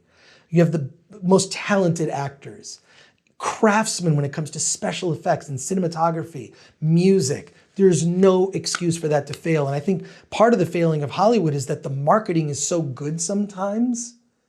I've argued with friends sometimes that I believe that there should be a key art. I mean, there are key art awards, for key movie poster art. I'm a fan of movie poster art. There's a really good documentary about movie poster art called 24 by 36.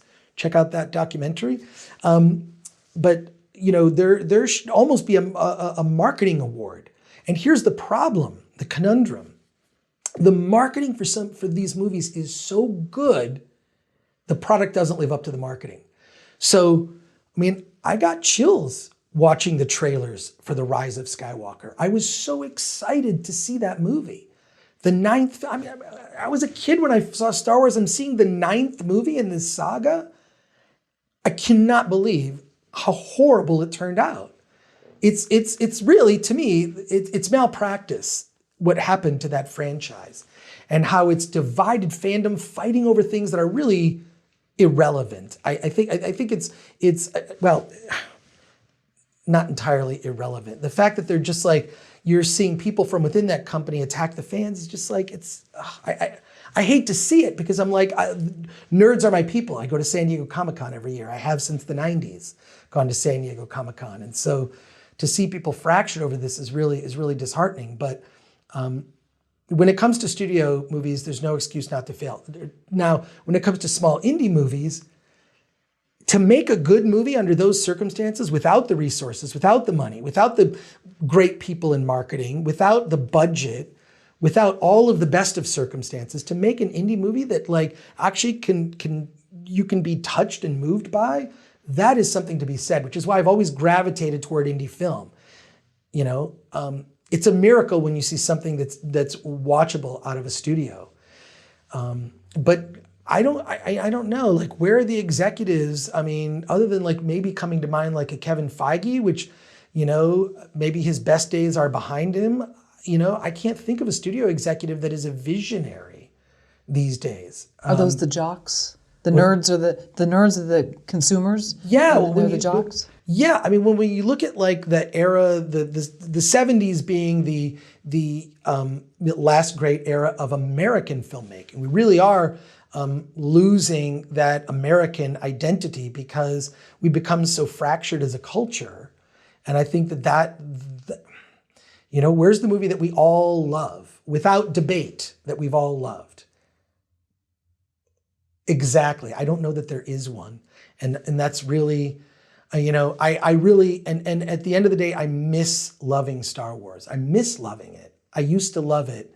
And now I'm saddened by that franchise. I'm using that as the best example. There's a lot of other examples. We could talk about the Terminator franchise. We could talk about Star Trek. We can talk about these sort of dead franchises that have sort of lost their way. But when you look at I just saw a documentary called Laddie, Laddi, about Alan Ladd, the visionary studio executive who basically greenlit Star Wars and protected George Lucas. I'm just afraid we're never going to see another George Lucas, right? We're never going to see another real creative visionary that changes the industry because everything is so corporate. It's what did Francis Ford Coppola say? Factory filmmaking. That's the age in which we live. There's factory filmmaking, which is a product and content. And then there's up and coming indie filmmakers. And when I talked about checking those boxes earlier, a lot of it is like, is it going to appeal international? I mean, let's be honest. The box office internationally, and especially in China, is much bigger than the United States. That market, those dollars. So you can't make a movie for the United States anymore. You have to make a movie for the world, which is fine. But I think in a way that's sort of diluting our identity as a people, as Americans, as we become more fractured. And it's distressing to see. You see it when it's like, God, I was having a conversation with a friend, because of course the movies are always an ongoing conversation with friends. If you're in my circle, it will come up. And it's like when you look at like when certain decisions are organic, or when you see when it's shoehorned in, right? When certain things are shoehorned in, like the trope that's become a trope now of the strong female lead. It's just Ripley was a great character. Like, just write a great character, not try to shoehorn in a type, right? And you kind of know it when you see it. You go, oh, this is cliche. You're trying to shoehorn in a type rather than like, that's just a great character. You're also talking to a guy who, when I ever play a video game, I always choose a female character. I don't know why, I just do that. As someone who has watched so many movies, as someone who has made their own films, why do you think there's so many bad films that are made? Well, look, the reason there's so many bad films these days is, I think, well, one, the barrier to entry is much easier. But I also think that that's on an indie level. I see bad indie films too, right? I usually want to help them and say, this was your lesson. Okay, you'll make a better movie in your second movie if you don't quit. But when it comes to studio films, there's just too many notes. There are too many people that it's sort of, the modern day ball player, right? Like, it's just like, it's not about the passion for playing the game. It's not about a passion of, hitting the ball and hearing the roar of the crowd. It's the licensing deals, and it's this and the sales of that and the TV commercials and whatnot. I when I look back at the movie The Player, which came out when I first moved to Los Angeles, Robert Altman's The Player, things haven't changed. The subject has changed. I mean, that was it was erotic thrillers, and it was Julia Roberts and Bruce Willis were being cast in every movie that was pitched in that film. Now it's superhero movies, but it's really too many cooks, and I feel like the people being elevated to these positions are good executives, but they're not people that know the material, the heart of the material. And when you look at the history of, creatives who really created something like a George Lucas or a Gene Roddenberry, things begin to lose their way when they get sidelined, right? You really need those. I feel like the modern day Hollywood now, and especially with streaming changing the game, theaters, the survival of theaters being in doubt, really, we may live at a time where maybe the billion-dollar blockbuster may not be back for a long time.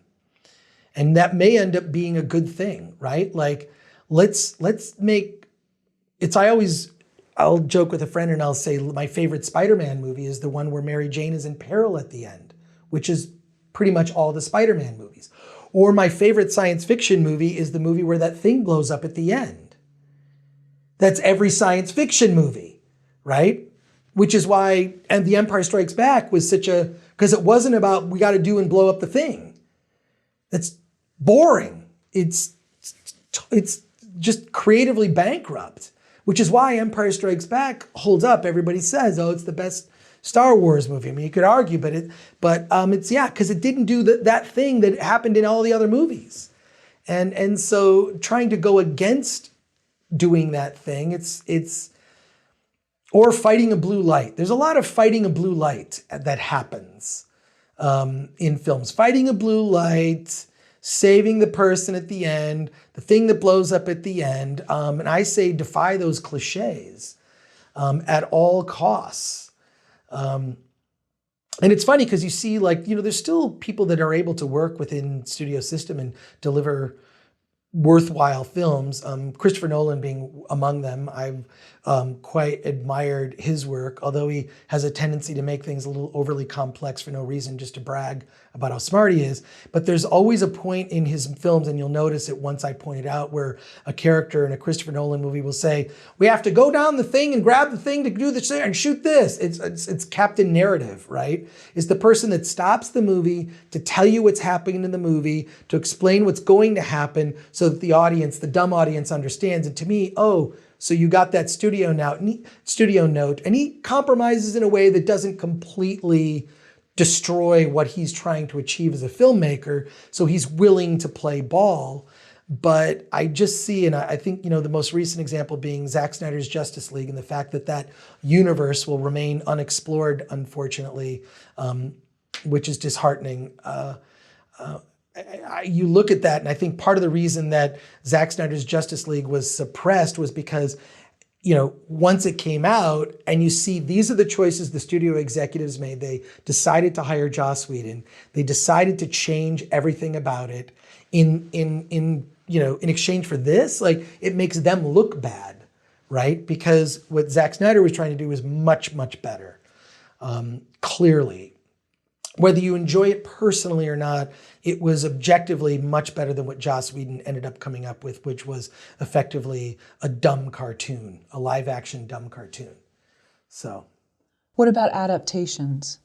Do you think that has that always been around, or is that something? Adaptations in what adaptations sense? Of popular books. Not necessarily, it doesn't have to be a franchise, but think about it. Here's what's dead is originality. I mean, people forget what George Lucas created in Star Wars was something completely original. I mean, yes, it was influenced by so many things, Westerns, Flash Gordon and Buck Rogers serials and whatnot, but almost nothing that you see nothing that you see in the studio realm. It's all based on something pre-existing material. It's a book, a graphic novel, a comic book, a thing that kind of proved the concept, right? And then, or a franchise, right? It's a thing that, whether it's Star Wars, Star Trek, whatever,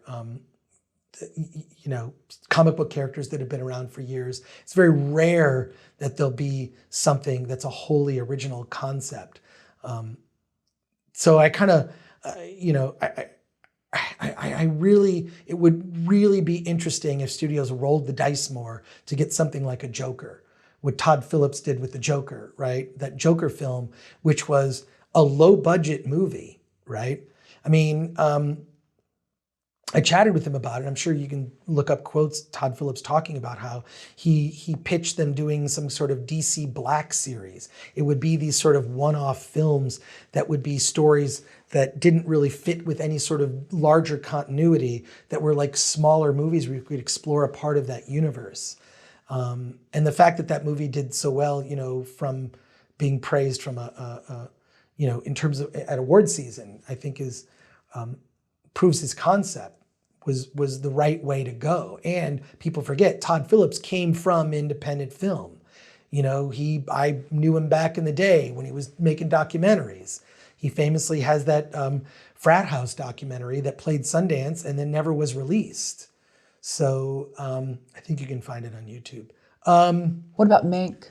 What's that? What about Mank? Mank, yeah. I don't know how you make a Mank, Here's the thing. I look at Mank and I'm like, I love Mank, but I went to film school and I've seen Citizen Kane 100 times, and I've read books about Citizen Kane. And one of my favorite DVD commentaries is the one that Roger Ebert did for Citizen Kane. So I know a lot of the backstory, and I feel like it's almost impossible to watch Mank. You have to watch Citizen Kane. Maybe watch Citizen Kane first and then watch Mank, and then rewatch Citizen Kane. But yeah, I think Mank is incredible,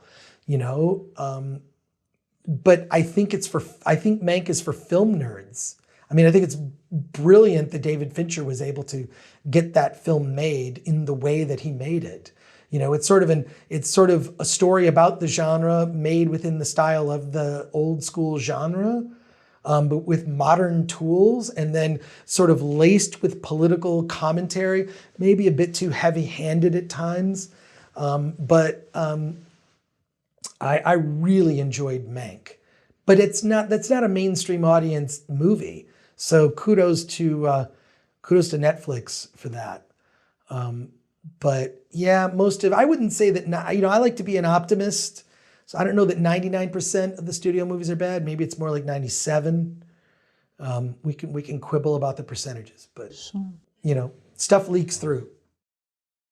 That was a rant, by the way. No, that's good. That's what we want. State of Hollywood. That's fantastic. I was going to add to it with Game of Thrones, but that's good. We'll stop. Okay. What does a good opening of a movie have to have? It's just really simple. I want to know what's going to happen next.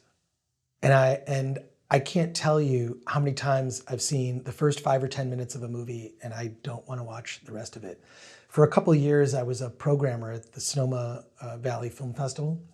And I was a program director and I watched films. And you can tell within the first few minutes, you want to know what's going to happen next. You have to be engaged. You have to be drawn in. It's got to be something emotional. You have to connect.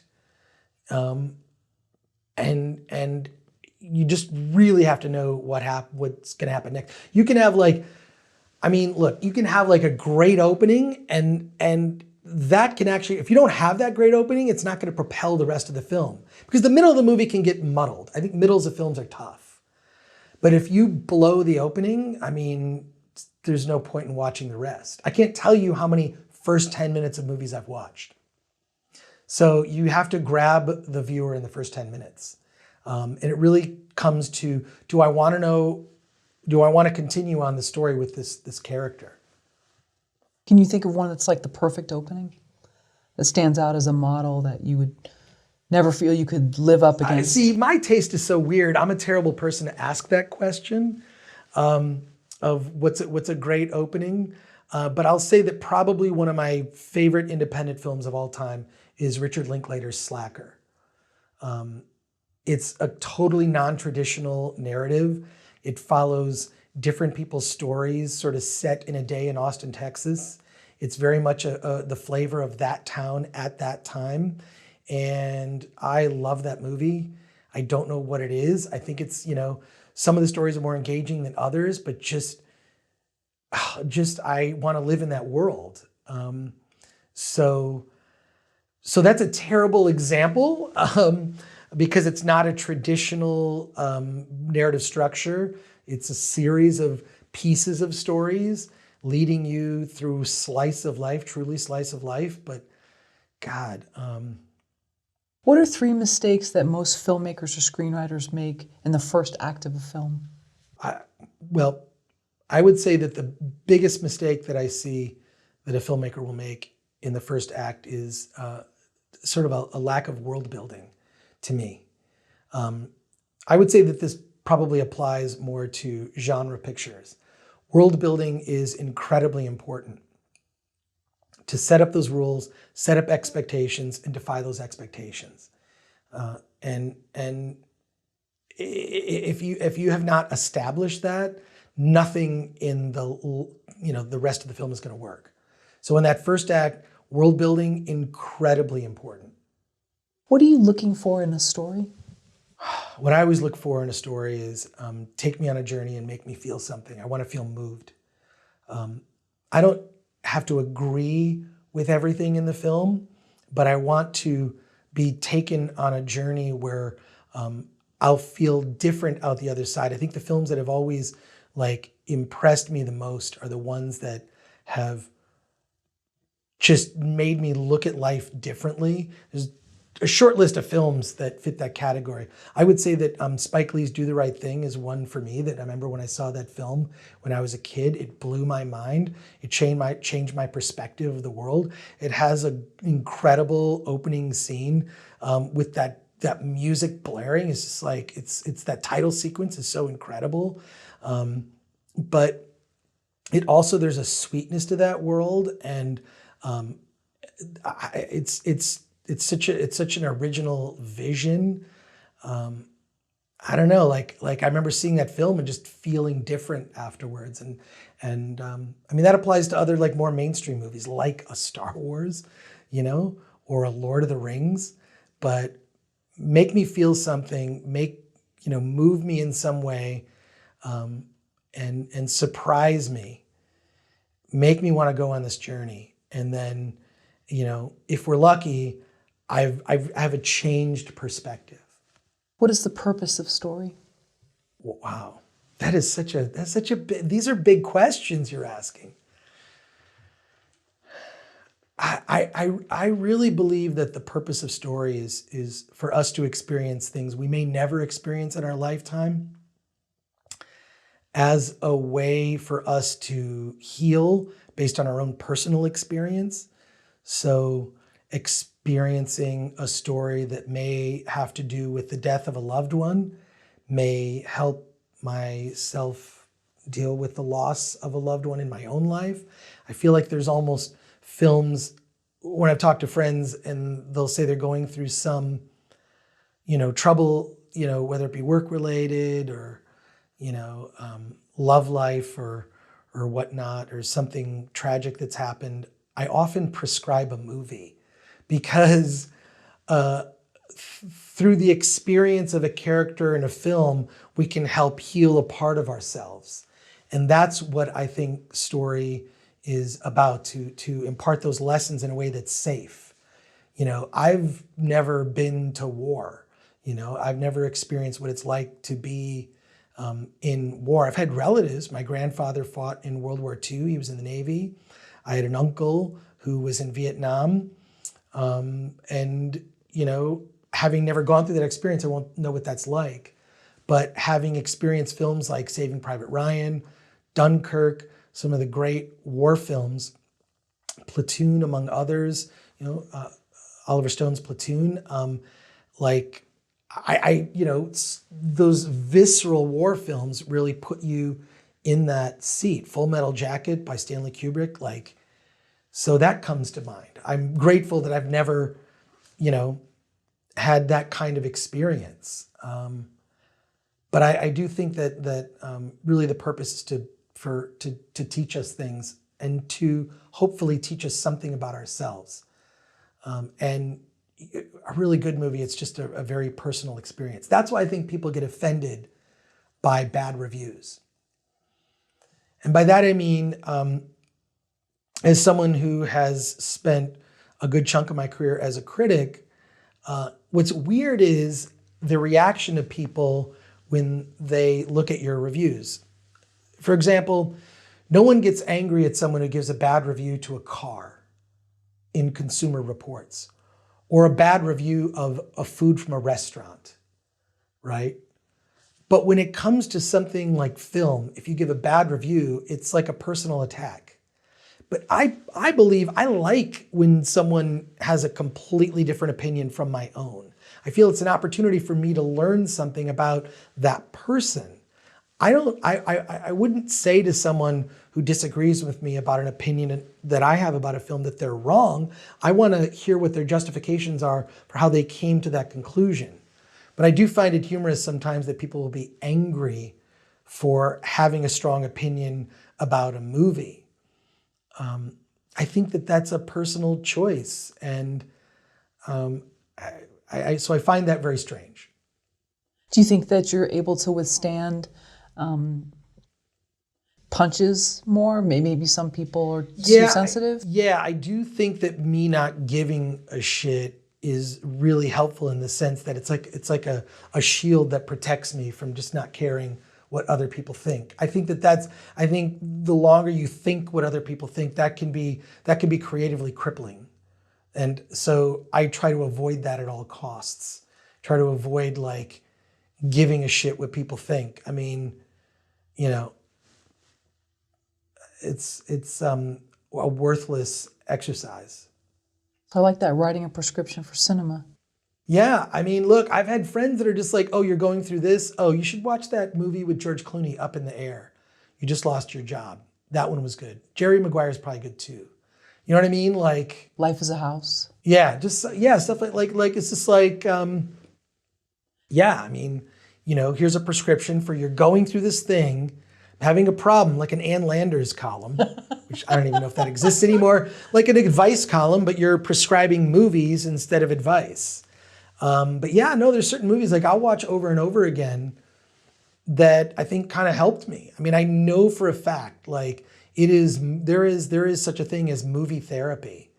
And that's why I think that people, you know, that's why I think that this medium's not going away. It's certainly going to evolve in terms of the way we see it. Take 2 steel magnolias, call me in the morning. Yeah, exactly. Yeah, exactly.